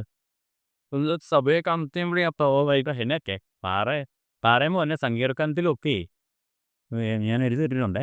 സങ്കീർത്തനമൊക്കെ വായിക്കുമ്പോൾ നമ്മളിങ്ങനെ ശ്രദ്ധിക്കണേ, എത്ര പ്രാവശ്യം ദൈവത്തെ പാറേനെ വിളിച്ചിരിക്കുന്നതെന്നറിയോ? അങ്ങാണ് എൻ്റെ പാറ എന്നും പറഞ്ഞുകൊണ്ടേ 10 നമ്പർ ഞാൻ എഴുതിയിട്ടുണ്ട്. സങ്കീർത്തനം വായിക്കുമ്പോഴൊക്കെ അങ്ങനെ എഴുതിയിട്ടുണ്ട്. അപ്പം അങ്ങനെയൊക്കെ ഉണ്ട് ഇതിനകത്തെ. ഏറ്റവും സോളിഡായിട്ടുള്ളിടത്ത് നമ്മൾ ഫൗണ്ടേഷൻ ഇടണമെന്നാണല്ലോ അതിൻ്റെ അർത്ഥമേ. ഇത് വീട് പണിയെന്നല്ല അവിടുത്തെ വിഷയമേ. അവിടുത്തെ ആധ്യാത്മികത പണിയാൻ ഏറ്റവും ഇതേ ഏറ്റവും ഉറപ്പായിട്ടുള്ള ഉറപ്പായിട്ടുള്ളിടത്ത് നമ്മൾ പോകണമെന്നാണ് എൻ്റെ ഒന്ന് സഭയാണല്ലോ. സഭയാണത്, ദൈവമാണത്, സ്നേഹമാണ്, എല്ലാമാണ്. പാറേ സെമിയെന്ന് പറഞ്ഞാൽ ഇങ്ങനെ ആടി ഒരു ഏതാണ് ഈ പുള്ളിയോടാ പറഞ്ഞത്, സിമേനെ നീ കേപ്പയാ, ഈ പാറയാന്ന് പറയുന്നത് അത്രയും ആ പേര് തന്നെ ഇതാപ്പാണേ, എനെമുടിയാ. അതൊക്കെ കൊണ്ട് പറയുന്നത് അതം നീ മണ്ണാണ്, ഈ മണ്ണിലേക്ക് തിരിയുന്ന. സിമേന് പറഞ്ഞത് നീ പാറയാണ്, നിന്റെ മേൽ എൻ്റെ പാമ്പിന് പണിയുന്ന ചിലയിടത്ത്. ഭവനം പോലും അല്ല, ഭവനം എന്ന് പറഞ്ഞ ഒരു വീട് പണിയുന്നതല്ല അവിടുത്തെ സൂചനയും.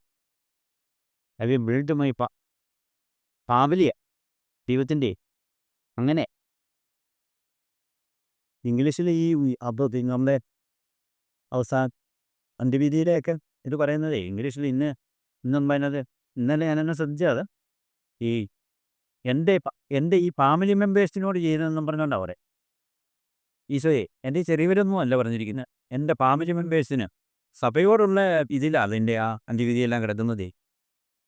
എൻ്റെ ഫാമിലി മെമ്പേഴ്സ് എന്നാണ് പറഞ്ഞത്. മറ്റേതിനാ പറയുന്നത് ഈ ചെറിയവരൊന്നുമല്ല, എൻ്റെ ഒന്നും ഇല്ല അതിനകത്ത്.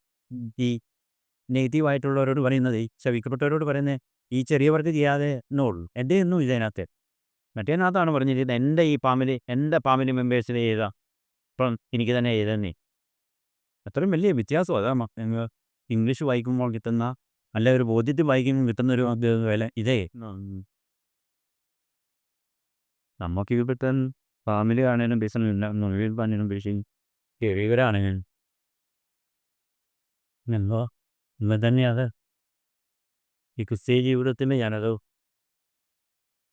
ഈ വചനത്തിൽ ഇനി വായിച്ചു പോകുമ്പോഴൊക്കെ ശ്രദ്ധിച്ചോണേ, ക്രിസ്തീയ ജീവിതത്തിലെ തുമ്മാ ഒരു ഒരു ഒരു ഇതായിട്ടല്ല പറഞ്ഞിരിക്കുന്നത്. പൗലോസിലെ എല്ലാവരും ക്രിസ്തീയ ജീവിതം നടപ്പിൻ്റെ ജീവിതമല്ല, ഓട്ടത്തിൻ്റെ ജീവിതമാണ്. ഞാൻ നല്ല ഓട്ടം ഓടിയെന്നല്ലേ, ഞാൻ നല്ല നടപ്പാണെന്നല്ല പറഞ്ഞിരിക്കുന്നത്, നല്ല ഓട്ടമാണ്, ഞാൻ നല്ല യുദ്ധം ചെയ്തെന്നാണ് പറയുന്നത്. അങ്ങനെ ക്രിസ്തീയ പൗലോസിലെ പറയുന്ന വാക്കുകളെല്ലാം ഇങ്ങനത്തെ ഈ അങ്ങനത്തെ കാര്യമാവും ക്രിസ്തീയ ജീവിതത്തിൽ പറഞ്ഞിരിക്കുന്നത്. വേറെ പുറയുണ്ട്, നല്ല ഓട്ടം ഓടി, നല്ല ഫൈറ്റ് ചെയ്തു. അങ്ങനെ എന്തേലാന്നറിയാവോ, നല്ല ആൾക്ക് നടന്നത് നല്ല അപ്പല്ല, ഒരു മെല്ല് പോയി നില്ലല്ലേ ഒന്ന് ഈ വെള്ളം ഇതിൻ്റെ ഓട്ടം ഓടിയെന്നോ വിത്തുമോ എൻ്റെ മുഴുവൻ ഊർജ്ജത്തോടുകൂടി ഫിലിസിനെ അങ്ങനെ പറയുന്നത്, വിത്ത് ഓൾ മൈ എനർജിയായി വർക്ക് ഹാർഡെന്നായിട്ട് അല്ല വർക്കിടെന്നായിട്ട്. എത്ര ഇടത്ത് വർക്ക് ഹാർഡെന്നുണ്ടെന്നറിയാം, അതൊക്കെ ഇല്ലെന്നാണ് ഞാൻ വിചാരിച്ചിരുന്ന വചനത്തിൽ. കഠിനാധ്വാനം ചെയ്തെന്നായിരിക്കുന്നു ഓരോ കാര്യം. അവരങ്ങനെ ചെയ്തെന്ന് പറഞ്ഞിട്ട് ആശ്ചര്യപ്പെടാനല്ലല്ലോ ഇതൊന്നും എഴുതിയിരിക്കുന്നത്.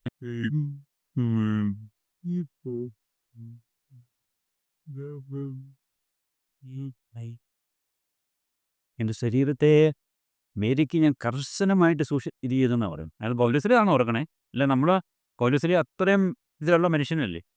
ആ മനുഷ്യൻ പോലും മറ്റുള്ളവരോട് പ്രസംഗിക്കുന്ന ഞാൻ തന്നെ എന്നെ നശിക്കാതിരിക്കാൻ വേണ്ടി എൻ്റെ ശരീരത്തെ കർശനമായി ഞെരുക്കി ഞാൻ സൂക്ഷിച്ചെന്നാണ് പറഞ്ഞത് അല്ലേ, കർശനമായിട്ടാണ്. പൗലോസിലേക്കും അങ്ങനത്തെ ചുമ്മാ മെല്ലപ്പൊക്കോ അവസ്ഥയല്ലായിരുന്നു, അത്രയും സ്പിരിച്വൽ ക്ലൈമാക്സിലാണേലുവേ. അങ്ങനെ എപ്പോഴോ പറയുന്നതെന്ന് ഓർക്കണം. ജന്മവും ഓൾറെഡി ഉണ്ടായിരുന്നല്ലോ, മറ്റുള്ളവരുടെ അടി കിട്ടി എല്ലാ സമയത്തും വേദന ഞെരുക്കം ഉണ്ടല്ലോ, ജയിലിലും ഒക്കെയാ. എന്നിട്ടുവാ വേദനയില്ലാത്ത സമയം കാണത്തില്ലോ ഒരിക്കലേക്ക്. 10-30 വർഷം ജീവിച്ചപ്പോഴേ മറ്റുള്ളവർ കൊടുത്തത് ഓൾറെഡി ഉണ്ട് ഒരു ഇതായിട്ട്. എൻ്റെ കൂട്ടത്തിൽ കൂടാരം അധ്വാനിക്കുന്നു, മറ്റുള്ളവരെ സഹായിക്കുന്നു എന്ന് ഓർമ്മ നോക്കി. മറ്റുള്ളവർ സഹായം ചെയ്ത് ജീവിച്ചു പോകാമെന്നേ ഉള്ളൂ അപ്പോസ്തലൻ എന്ന നിലയിലേ. എന്നിട്ടും കൂടാരപ്പണി ചെയ്ത് മറ്റുള്ളവരെ ഇത് ചെയ്യുക, മാതൃകയാകാനും ഇതിനും വേണ്ടി. അപ്പോൾ അതെല്ലാം നമ്മുടെ സാധ്യതകളാണ്. നമ്മൾ ധ്യാനിക്കുമ്പോൾ അങ്ങനെ എല്ലാം ഒന്ന് ധ്യാനിക്കണമേ. ഞങ്ങളുടെ ക്രിസ്തീയ ജീവിതം വെറുതെ കടന്നു പോകാനുള്ള നല്ല ഓട്ടത്തിൻ്റെ ജീവിതമാണ്. ഇത് നല്ല യുദ്ധം ചെയ്യാനുള്ളത്. എപ്പോഴും യുദ്ധ കന്നാകത്തിലായിരിക്കണം. എഫെസസ് ലേഖനത്തിൽ പറയുന്നിരിക്കുന്ന ദൈവത്തിൻ്റെ എല്ലാ ആയുധങ്ങളും ധരിച്ചിരിക്കട്ടെ. ഇതാ അതിനകത്തൊരു വൊക്കേഷൻ ഒന്നും ഇല്ല. അല്ല, വെക്കേഷൻ ഇല്ല, വെക്കേഷൻ ഇല്ലാത്തൊരു വൊക്കേഷൻ. ഒന്നാമതൊരു വൊക്കേഷൻ ഈശോ. ഇങ്ങനെ കുറേ വചനങ്ങളുണ്ട്. ഞാൻ ഇത്തിരി കയ്യിച്ച് പറയാമെന്നിരിക്കുകയാണ് ഇപ്പം ഒന്ന് പറഞ്ഞു പോയത്. പൗലോസ്ലീഹായുടെ മാതാവൊക്കെ ആണെങ്കിലും നോക്കി, മാതാവ് കെടുക്കത്തിലാണ് പോകുന്നത് എലിസബത്തിൻ്റെ അടുത്തോട്ടെ. ഇല്ല, പതുക്കെ ശാന്തമായിട്ട് മെഡിറ്റേറ്റ് ചെയ്ത് അങ്ങനെയല്ല പോകുന്നത്, കെടുക്കത്തിൽ പോകും. അങ്ങനെ ഒത്തിരിയാ പുതിയ അങ്ങനത്തെ പറയാം. മലകളിൽ കൂടി പോകുമ്പോൾ പക്ഷെ അല്ലാതെ വാക്യങ്ങൾ തന്നെ ഉണ്ടേ. ഞാൻ മറന്നുപോയി. പിന്നെ നമുക്ക് എടുക്കാം, ഇത് വായിച്ചു പോകുമ്പോൾ ശ്രദ്ധിച്ചാൽ മതി. ഇങ്ങനത്തെ ഒത്തിരി കാര്യങ്ങളാണ്. ഇങ്ങനത്തെ ഓരോന്നുമാണ് നമ്മൾ വചനത്തിൽ നിന്ന് നമ്മൾ ശ്രദ്ധിക്കേണ്ടത്. അത് നമ്മൾ ശ്രദ്ധിക്കേണ്ടതും. ഇപ്പം നാളെ തൊട്ടിരുന്ന് നമ്മളെ ഈ നാളെ ചെയ്തിരിക്കുന്ന പതുക്കെ സാവകാശം സ്കിപ്പ് വെച്ച് ഇങ്ങനെ പോകാം എന്നല്ല തീരുമാനിക്കണ്ടേ. കിട്ടുക നമുക്ക് ഓരോന്നും നമുക്ക് നല്ല ഊർജ്ജം കൊടുക്കാവുന്ന ഊർജ്ജം ഉണ്ടെങ്കിൽ കൊടുക്കണ്ടേ.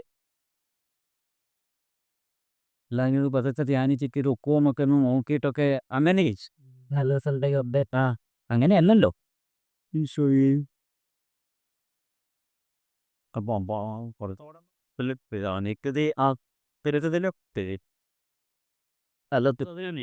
മടുപ്പിൻ്റെയും മടുപ്പാണ് നമ്മളെ ഏറ്റവും ഇപ്പം ഞാൻ നോക്കിയിട്ട് ബാധിച്ചിരിക്കുന്ന ഒരു വലിയ ദ്രവിക്കൽ പ്രോസസ്സ്. മടുപ്പ് നമ്മളെ വല്ലാതെ ബാധിച്ചിട്ടുണ്ട്. നമ്മളറിയുന്നില്ല, അതെ കുഴപ്പമില്ലെന്നാണ് തോന്നുന്നത്. പക്ഷെ മടുപ്പെന്നുള്ള ആന്തരിക ദൈവിക കാര്യങ്ങളോട് നമുക്കേ വചനത്തോടൊക്കെ വലിയ അഭിവാഞ്ചം ഉണ്ടാകേണ്ടതല്ലേ. അങ്ങനെ ക്ലൈമാക്സ് വാക്കുകൾ ഇതിനകത്തല്ല ഉപയോഗിച്ചിരിക്കുന്നത്. വചനത്തോടൊക്കെ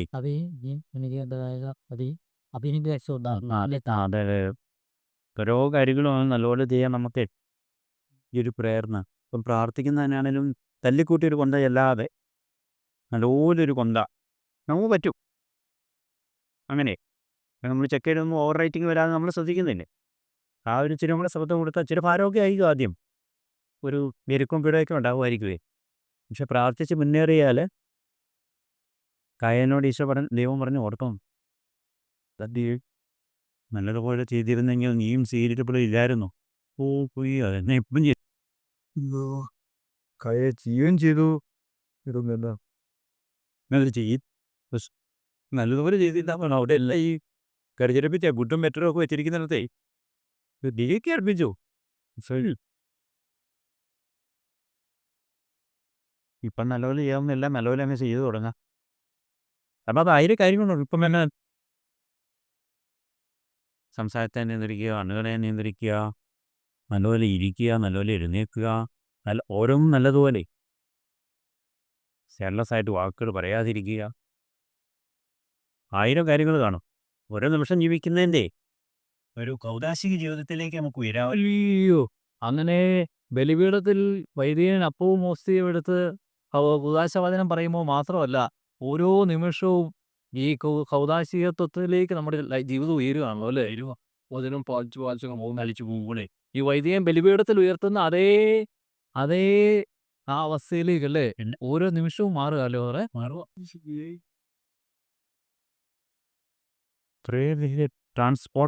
ട്രാൻസ്ഫോർമേഷനും ഒക്കെ അതൊന്നും ശീശ് ഞാൻ നമ്മളുടെ തേമ്പിക്കളയുന്നതിനാണ് പറയുന്നത്. അതെ, വൃത്തിയുള്ള ജീവിതമാവാം. അങ്ങനെ മൊത്തം ഒരു ജീവിതം മുഴുവൻ ഒരു വൃത്തിയുള്ളതാവാം. അതിലോ നിൽക്കുന്നില്ല 2 ദിവസം ശരിയല്ലോ. ഇനി അങ്ങനെ പോലും പറയണ്ടേ. 2 ദിവസം എന്നുള്ളത് മനസ്സിൽ സ്വീകരിക്കണ്ട. ഇറ്റേണിറ്റിയിലേക്ക് നമ്മൾ ചെയ്തു പോകാൻ കിട്ടിക്കോളൂ. അതെ സീരിയസ് ആവും. അപ്പോൾ അതൊക്കെ നമുക്ക് അനുഭവമായിട്ടങ്ങ് എടുത്തോണ്ടാൽ മതി. കഴിഞ്ഞ കാലങ്ങളിൽ അതിനെ വിസ്മരിക്കാനാണ് പൗലോസ്ലീഹയൊക്കെ പറഞ്ഞു. നമുക്ക് പാടാവല്ലേ.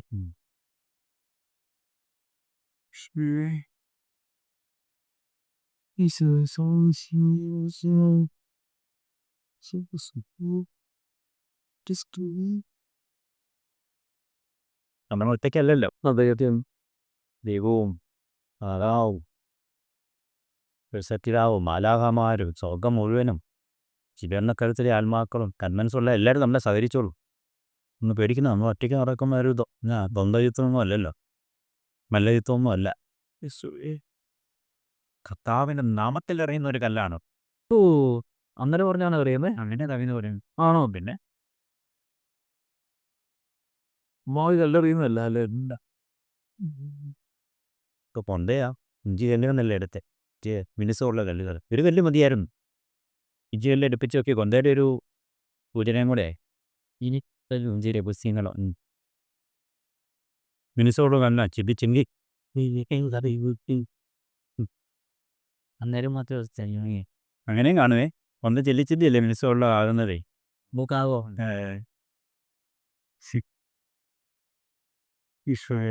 അങ്ങനെയൊക്കെ അല്ലേ. ദൈവത്തിന് എന്തെല്ലാം കാണുമെന്നറിയോ ഓരോന്ന് ഇത് ചെയ്യുമ്പോഴേ. ഓരോന്ന് നിഴലുകളല്ലേ പഴയ നോക്കിലേ. ഇന്ത്യയുടെ സഭയുടെ ചരിത്രത്തിൽ ഈ കൊന്തയെടുത്താണ് ഈ വലിയ ഒരിക്കലും വലിയാത്ത രീതിയിൽ വന്ന സൈന്യങ്ങളെ നേരിട്ടത് സഭയെ. ഇത്തിരി എടുത്തത് ഇടത്ത് റിപ്പോർട്ട് ചെയ്യാത്തത് എന്തിനാണ് കാര്യങ്ങൾ. അവിടെ എല്ലാം കൊന്ത എടുത്തത്. ജപമാല തന്നെയാണ് മാർപ്പാപ്പന്മാർ പറഞ്ഞതേ. അപ്പം ജപമാല ചെയ്യുമ്പോഴും അത്ര സീരിയസ്നെസ് വേണം. ഇമ്മ നമ്മളൊരു എല്ലാവരും പറഞ്ഞ് കേട്ടിട്ട് ചെല്ലുന്നല്ല. നമുക്ക് ഇത്തിരിയോടെ കഴിയുമ്പോൾ നോക്കട്ടെ. ജപമാലയെ പിടിച്ച് ഈ 9-ാം പീസ് മാർപ്പാപ്പ തൊട്ട് 12-ാം ഇങ്ങനെ നമ്മുടെ ഫ്രാൻസിസ് മാർപ്പാപ്പ വരെയും പറഞ്ഞ കുറേ വലിയ കാര്യങ്ങളുണ്ട് കൊന്തയെക്കുറിച്ച്. അയ്യോ, ഏതൊരു മാർപ്പാപ്പ എത്രയോ 13 വന്ദനങ്ങൾ എഴുതിയിട്ട് കൊന്തയെക്കുറിച്ച് തന്നെ. അതന്നെ ഇതൊക്കെ കിടന്നിട്ട് ജോലി നമ്മളെ ഈ വെറുതെ ഈ ചപ്പും ചവറും എല്ലാം തപ്പിക്കൊണ്ടിരിക്കുന്നത്. 11-ാം പീസ് മാർപ്പാപ്പ, 12-ാം പീസ് മാർപ്പാപ്പ, ഏതൊരു മാർപ്പാപ്പ പറഞ്ഞിട്ടുണ്ട് വത്തിക്കാനിൽ ഏറ്റവും വില കൂടിയ ഇത് വില കൂടിയ വസ്തു എന്നല്ല, അതിനൊരു ഇതാണ് കൊന്തയാന്ന് പറഞ്ഞേ. അങ്ങനെ എല്ലാ മാർപ്പാപ്പന്മാരും 11-ാം പീസ് മാർപ്പാപ്പ, 12-ാം പീസ് മാർപ്പാപ്പ, ലിയോ മാർപ്പാപ്പ എല്ലാവരും ഉണ്ട് കൊന്തയെക്കുറിച്ച് വലിയ വലിയ കാര്യങ്ങൾ. അത് ചാക്രി ലേഖനം, ഇടയ ലേഖനങ്ങൾ തന്നെ, ചാക്രി ലേഖനങ്ങൾ തന്നെ കിടക്കുക. അങ്ങനെ ഓരോന്നിൻ്റെ ആ ഒരു ഇതിലെ എന്താണ് ഇത് എന്ന് മനസ്സിലാക്കി അത് എടുക്കുകയും ചെല്ലുകയും ചെയ്യുമ്പോഴേ അതിന് വലിയ ആ റേഞ്ചിലേക്ക് നമ്മൾ പ്രവേശിക്കുന്നേ.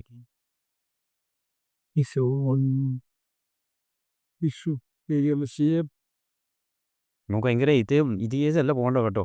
എന്ന് പറഞ്ഞാലേ നമുക്ക് പിന്നെ അല്ല ഇത് ഭാരപ്പെട്ട ഏതാണ്ട് വലിയൊരു എന്നതാ അഭ്യാസത്തിലേക്കല്ലോ വലിയ ഏറ്റവും അമൂല്യമായ രത്നത്തിൻ്റെ ഒരു ഉദാഹരണത്തിലാണ്. അത് ഇറാണോ അപൂർണമാണോ ഒരു കനി നമുക്ക് കിട്ടിയിരിക്കുക. അത് ഖനനം ചെയ്യാൻ പോകുന്ന ആവേശത്തിൽ വേണം പോവാൻ. അങ്ങനെ ജനത്തിൻ്റെ ഇഷ്ടപ്പെട്ടുള്ളൂ. അതെ എനിക്ക് ഖനനം ചെയ്യുമ്പോൾ കഷ്ടപ്പാടുണ്ട്. പക്ഷേ അതെന്തേരം പിടിച്ചു പോയാലുമേ കിട്ടുന്നത് മൂല്യരത്നങ്ങളല്ലേ. അതുപോലെ ഒന്നും അല്ല. ഏതാ എക്സാമ്പിളില്ല, വചനത്തിൻ്റെ എക്സാമ്പിൾ ഒന്നും പറയത്തില്ല.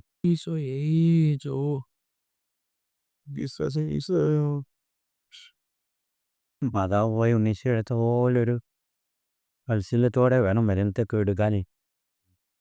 ആ ഈ ഒരു വാത്സല്യത്തിലും മാധുര്യത്തിലും ഇതിനൊരു ഭാരമല്ലാതെ എല്ലാത്തിൻ്റെ ഒരു സാരമായിട്ട് പോയിടെ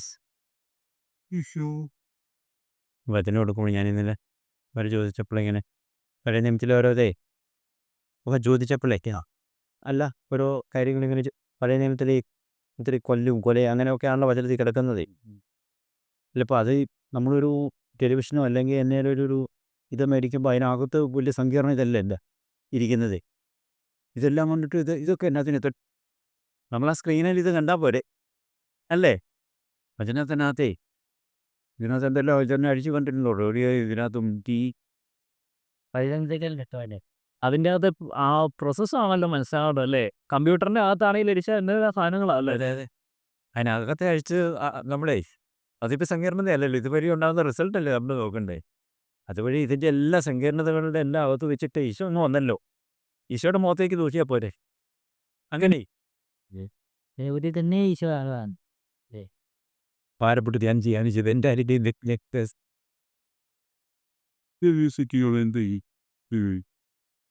ഈ 2 കൽപ്പനകളിൽ നിയമവും പ്രവാചകന്മാരും അടങ്ങുന്നു. അങ്ങനെ ഈശോ അതിനകത്ത് അടക്കി. അതാണ് അതിനകത്ത് കണ്ടെത്തേണ്ടത്. ദൈവത്തെ പൂർണ്ണ ഹൃദയത്തോടെ സ്നേഹിക്കുക. അങ്ങനെ അതും സഹോദരനെ സ്നേഹിക്കുക. എന്നിട്ടാണ് ഈശോ പറയുന്നത് നിയമം പ്രവാചകന്മാർ ഇതിനകത്ത് അടങ്ങുന്നു. അപ്പം അതിനകത്തെ മെസ്സേജ് അതാണ്. അത് വായിക്കുമ്പോഴെല്ലാം അതാണ് നമുക്ക് കിട്ടേണ്ടത്. അല്ല അവിടെ കൊന്നു ഇവിടെ കൊന്നു അതെടുത്തേക്കാൻ പോയി കഴിഞ്ഞാൽ ഇതല്ലേ കേട്ടത്തു. അതെ അതെ സമയ സഹോദരി ചുറ്റും അങ്ങനത്തെ ഇരിക്കുക. ഇപ്പം ഇതുവരെ പ്രാക്ടീസ് ആയില്ലെന്നാണ് പറയുന്നത്. അതിൻ്റെ ആ ഇതേ റിസൾട്ടങ്ങായി എല്ലാവരും പറയുന്നുള്ളൂ. ഒത്തിരി പേരങ്ങ് എല്ലാത്തിൻ്റെ റിസൾട്ട് വന്നുകൊണ്ടേ ഇരിക്കുന്നുള്ളൂ. സെറാഫിക് സെയിൻറ്റിനെയൊക്കെ ഫ്രാൻസിസിൻ്റെ കാലത്ത് കുഴിച്ചിട്ട് ഇനി അത് കിളുത്തിങ്ങ് വരുമല്ലേ. Two many Seraphic saints. ആമേ ആമേൻ ആമേ. ഈശോയെ ക്രൈ ആടെ സ്നേഹത്തോടെ സ്നേഹിക്കുന്നത്, അധികം സ്നേഹിക്കുന്നത്. ഈശോ അധികം സ്നേഹിച്ചാൽ അധികം നമ്മളോട് ക്ഷമിക്കുകയും ചെയ്യും. നമ്മളോടെല്ലാം അധികം ക്ഷമിച്ചപ്പോൾ നമ്മളധികം സ്നേഹിക്കേണ്ടി വരും. അത് നമ്മളോടല്ലാതെ അധികം ക്ഷമിച്ചു തന്നെ ഈശോ. അതുകൊണ്ട് നമ്മൾ അധികം സ്നേഹിക്കേണ്ടതാണ് അവിടുത്തെ. ഈശോയെ ആഗ്രഹിക്കുന്നിടത്തോളം അങ്ങേ സ്നേഹിക്കുക, ആഗ്രഹിക്കുന്നത് പോലെ അങ്ങേ സ്നേഹിക്കാനുള്ള കള്ളതാണ് ഈശോ എന്നു പറഞ്ഞു ഉണ്ടോ. അല്ല ഈശോയുടെ പേര് നമ്മൾ ആ ആ സ്നേഹത്തിൻ്റെ മസിൽ പൂർവ്വം വിളിക്കപ്പെടുന്നത് കേൾക്കാനേ ദൈവം ഒരു വ്യക്തിയാണെന്ന് പറഞ്ഞാൽ ചുമ്മാ ഒരു നിർവികാരനായിട്ട് നമ്മൾ ദൈവത്തെ ചിന്തിക്കരുത്. ഈശോയ്ക്ക് അങ്ങനെ എല്ലാം ഉണ്ട്. അത് ഈശോയുടെ ജീവിതത്തിൽ അത് ശിമേൻ്റെ വീട്ടിൽ വെളിപ്പെടുത്തിയതുമാണ്. നീ എനിക്ക് കായത് കഴുകാൻ വെള്ളം തന്നേ, നീ എനിക്ക് ചുംബനം തന്നിട്ട, ചുംബന പ്രതീക്ഷയുണ്ടെന്നാലും ഈശോ. ഇത് സാധാരണ അതിഥിക്കാരും കിട്ടുന്ന എനിക്ക് തരേണ്ടതായിരുന്നല്ലോ. അത് ഒരു സാധാരണ പ്രതീക്ഷയാണ്. അതിനെ എൻ്റെ പ്രതീക്ഷയാണ് ഈശോയ്ക്ക്. ശരി, ഇത്രയും വർഷമായിട്ട് നീ എൻ്റെ പേരൊന്ന് നല്ലപോലെ വിളിച്ചോ, സ്നേഹപൂർവ്വം എൻ്റെ അമ്മ വിളിക്കുന്ന പോലെ ഒന്ന് വിളിച്ചോ. എത്രയോ ലക്ഷം ജവമാരകളെ ചൊല്ലി അല്ല നമ്മൾ ഒരു പ്രാവശ്യം വരുവേ ഈശോയെ ആ അഞ്ചിടത്ത് പ്രാർത്ഥിക്കാം. ഇതൊക്കെ നാക്ക് നക്കിയതുപോലെ അല്ല, ഇങ്ങനെ ചുണ്ടു നക്കിയതുപോലെ ശരി പറഞ്ഞു എന്നെ. അതല്ല ദൈവം മനുഷ്യാവതാരം ചെയ്ത ദൈവത്തെ മനുഷ്യനായിട്ടൂടെ മനുഷ്യൻ്റെ ആ ഇതോടുകൂടെ നമ്മൾ സമീപിക്കണ്ടേ. അല്ല മനുഷ്യാവതാരം ചെയ്ത ദൈവം വന്നപ്പോഴേ മനുഷ്യനായിട്ട് നമുക്ക് സമീപിക്കണമല്ലോ. മാതാവ് ഈശോയെ ചെയ്തതുപോലെ. അത് ഈശോ അങ്ങനെ ഒരു കൂട്ടോടെ കൂടാൻ ആഗ്രഹിക്കുന്നുണ്ടല്ലോ. പക്ഷെ ഇപ്പം ഈശോ ഏത് സ്റ്റേറ്റിലാണ്? ഒരു മനുഷ്യാവതാര സ്റ്റേറ്റിലാണോ അതൊരു ഡിവൈൻ സ്റ്റേറ്റസിനാണോ? അങ്ങനെയെല്ലാം നമ്മൾ എപ്പോഴും മനുഷ്യാവതാര സ്റ്റേറ്റ് എപ്പോഴും നിലനിൽക്കുവേ. അത് നമ്മൾ കാലത്തിനും അപ്പുറത്തുള്ള ഒരെണ്ണമല്ല. വിശുദ്ധ കുർബാന എന്ന് പറഞ്ഞ പോലെ വിശുദ്ധ കുർബാന ക്രിസ്തു സംഭവമാണ്. ഇതെല്ലാ കാലങ്ങളെ അശ്ലേഷിച്ചിരിക്കുന്നതാണല്ലോ. എന്ന് പറയുന്ന പോലെ എപ്പോഴും ഈശോയ്ക്കും അങ്ങനെ ഒരു എറ്റേണൽ കണ്ടംപററി ആയതുകൊണ്ട് എല്ലാ സ്റ്റേജിലൂടെ ഈശോ കടന്നു പോകുന്നുണ്ട് ഇപ്പോൾ. അതുകൊണ്ടാണ് ഒത്തിരി വിശുദ്ധരുടെ കയ്യിൽ ഉണ്ണീശോയായിട്ടല്ലേ ഈശോയെ കൊടുത്ത്. അല്ല മാതാവേ അന്തോണിസിൻ്റെ കയ്യിലും ഒത്തിരി വിശുദ്ധരുടെ കയ്യിലും ഉണ്ണീശോയെ ഇപ്പോഴും ഉണ്ണീശോയോ ഇടയ്ക്കൊന്നും എടുക്കാനും രൂമാസി ഇരിക്കാനും ഒക്കെ ഉണ്ട് ആഗ്രഹം. ഇങ്ങനെയുണ്ട്. കൂടുതൽ ഇഷ്ടവും ഉണ്ണീശോയായിട്ടിരിക്കാനാണെന്ന് തോന്നുന്നത്. ഒത്തിരി വിശുദ്ധരുടെ ഉണ്ണീശോ വെക്കാം എടുത്തുകൊണ്ട് നടക്കാനും. അവൻ കൂടുതൽ ഒന്നേക്ക് അവരെ ക്രിസ്ത്യന്മാരൊക്കെ അടുത്ത് വന്ന് ഉണ്ണീശോ വന്നിട്ടേ ഇത്ര രൂപയ്ക്കായിട്ട് നമുക്ക് ആന കളിക്കാന്നൊക്കെ പറയാനായിട്ട് കണ്ടിട്ടില്ല. അവിടെ കണ്ടിട്ടുണ്ടോ? അങ്ങനെയുണ്ട്. അപ്പം അങ്ങനെയൊക്കെയുള്ള ആഗ്രഹവും മനുഷ്യാവതാര ദൈവത്തിനുണ്ട്.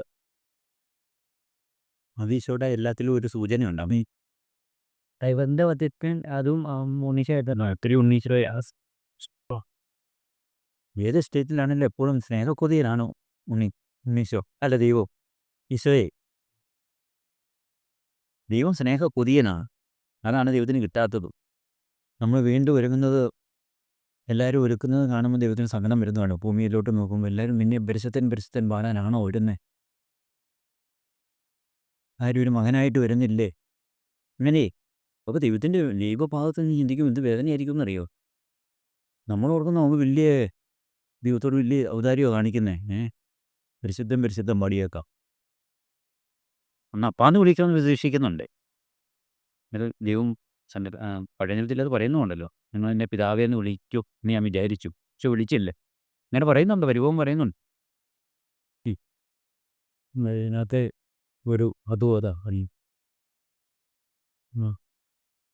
നൂർത്തൂത്തറിൻ്റെ ഭൂമിക്കകത്ത് വലിയൊരു വെളിപ്പെടുത്തലും അതാ. ദൈവമേ അല്ല, ദൈവം മകനെ ദാസനായിട്ട് സ്വീകരിക്കാൻ ഇരിക്കുന്നതല്ലെന്നും കൂടെ ഉള്ള ഒരു വെളിപ്പെടുത്തലല്ലേ അതിനകത്ത്. ദൂർത്തൂത്തറിൻ്റെ അതിനകത്തെ ദൂർത്തൂത്തരം പോയി പറഞ്ഞ് അങ്ങനെ ദാസനായിട്ട് സ്വീകരിക്കണമെന്നാണ് പറയുന്നത്. അതിനുവേണ്ടിയല്ല ഞാൻ ഇരിക്കുന്നതെന്ന് പറഞ്ഞണ്ട. ഇതൊക്കെ എന്നാ വലിയ ഇതാണോ ടെൻഷൻ. നമ്മളോടുള്ള ഇതാ ഈശോ പറഞ്ഞതേ. ഒന്ന് നീ ഒരുങ്ങുന്നത്, നീ ഇത് അങ്ങ് പോയി കാണുമായിരിക്കും. പക്ഷെ നീ തിരിച്ചു വരാനായിട്ട് ഉദ്ദേശിക്കേണ്ടത് ദാസനായിട്ട് വരാനല്ല. അത് എളിമയുടെ ഭാഗത്ത് കിടന്നോട്ടെ. പക്ഷെ അപ്പൻ ഇരിക്കുന്ന അങ്ങനെയല്ല. അപ്പന് മോതിരമായിട്ടായിരിക്കുന്നത്, അപ്പൻ വെസ്റ്റ് ക്ലോത്തുമായിട്ടായിരിക്കുന്നത്, ഇപ്പം ഷൂ ഉണ്ടാക്കി കൊണ്ടായിരിക്കില്ലേ. അതന്നെ അപ്പൻ സെലിബ്രേഷനകത്ത് കാത്തിരിക്കുകയാണ്. അത് നമുക്ക് ഇന്നും നടക്കും കേട്ടോ. ഈ ഒരു തിരിച്ച് പോക്ക് എന്നാലേ ഇന്ന് നമുക്ക് കിട്ടുന്ന ആത്മാവിലത് കിട്ടുമോ. ഈ നാളത്തേനും ആലോചിച്ചിട്ട് പരിഗണിക്കാനായിട്ട് ഇങ്ങനത്തെ വലിയ കാര്യത്തിന് ഒരിക്കലും ആലോചിക്കുന്ന ദൈവത്തിന് ഇഷ്ടമല്ല. അത്ര വ്യക്തമായിട്ടല്ല നമ്മളോട് ഇപ്പം ഈശോ പറഞ്ഞു തരുന്നത്. വ്യക്തമായിട്ട് ഈശോ പറഞ്ഞു തരുന്നത്. നമ്മളാരും ധ്യാനിച്ച് പറയുന്നൊന്നും അല്ല ഇത്. നാവിലൂടെ പറയുന്നെന്ന് മാത്രം. പരിശുദ്ധാത്മാവ് സത്യത്തിൻ്റെ എല്ലാ പൂർണ്ണതകളിലേക്ക് നയിക്കുന്നു പറഞ്ഞ പോലെ അയ്യോ കിട്ടിയെന്ന് പറഞ്ഞാൽ ക്യൂരിയോസിറ്റിയുടെ പൂർണ്ണതകളല്ലോ, സ്നേഹത്തിൻ്റെ ദൈവത്തിൻ്റെ ഈ സ്നേഹത്തിൻ്റെ പൂർണ്ണതകളല്ലേ. അതെ അതെ അതെ. അങ്ങനെ ഈശോ നമ്മളെ നയിക്കുന്നു. അവൻ വിളിക്കുന്നു. നമുക്ക് അടുത്തേക്ക് ചെല്ലാം. വിളി കേട്ടാ പോരാ. അങ്ങനെ വിളിക്കുന്നത് അടുത്തേക്ക് ചെല്ലാനാണ്. കേൾക്കില്ല. ഇങ്ങനെ അപ്പസ്വരന്മാരെ വിളിക്കരുത് എഴുതിയിരിക്കുന്നത്. ഈശോ അവരെ വിളിച്ചു, അവരടുത്തേക്ക് ചെന്നെന്നാ പറഞ്ഞത്. എന്തോ വിളിക്ക് അതിലെ നിന്ന് അങ്ങനെ ബിസിനസ്സിലാണ് നമ്മൾ ദൈവം വിളിച്ചാൽ എന്തോന്നുള്ള വിളി കേട്ട് നമ്മുടെ ദൈവത്തിൻ്റെ അടുത്തേക്ക് നമ്മൾ പോകുന്നില്ല. ഇനി വിളിച്ചത് അടുത്തേക്ക് ചെല്ലാനാണ്. പക്ഷെ നമ്മളെ പലപ്പോഴും വിളി കേൾക്കുക എന്നുള്ള ഒരെണ്ണം പോകും. എന്തോ വിളിച്ചതിനെ തന്നോടുകൂടി ആയിരിക്കുവാനോ. ഇത്രയും പറഞ്ഞുകൊണ്ട് ഈശോയെ എന്ന് അഭിഷേകം കൊണ്ട് ഗ്രേസ് അപ്പോൺ ഗ്രേസ് എറ്റേണൽ നൗവിൽ ജീവിക്കാം. കെവൻ തന്നെ അതാണല്ലേ.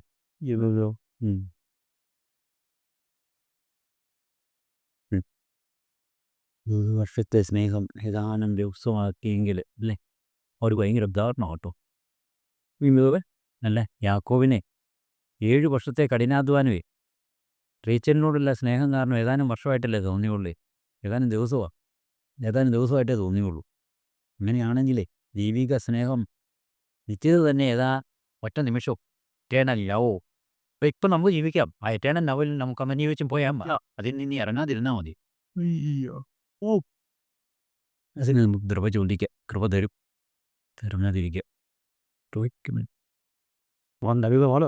സന്നിഹിതമാണ്. നമ്മളും സക്കായത്തെ ഹൃദയമായിട്ടല്ലേ മാറേണ്ടത്. അങ്ങനെ മതത്തിലെ മാറായിട്ട് മാറുക. ഉപയോഗമായിട്ട് മാറാനായിട്ട് മാറിലേക്ക് ദൈവത്തിൻ്റെ മാറിലേക്ക് അളവില്ലാതെ കൃപ തരുന്നുണ്ട്. വിളവില്ലാതെ ഭഗവാനെ വചനം അതെ അളവില്ലാതെ തരുന്ന വചനം. അങ്ങനെ ഇല്ലാതെ ഒന്നാക്കാതിരിക്കാനല്ലേ. ഒന്നാക്കും കൃപ തന്നെ പോയി അങ്ങനെ ചിന്തിച്ച് അളവില്ലാതെ തരും. നിലവില്ലാതാകാൻ ഇങ്ങനെ വരാതായിട്ടുണ്ട്.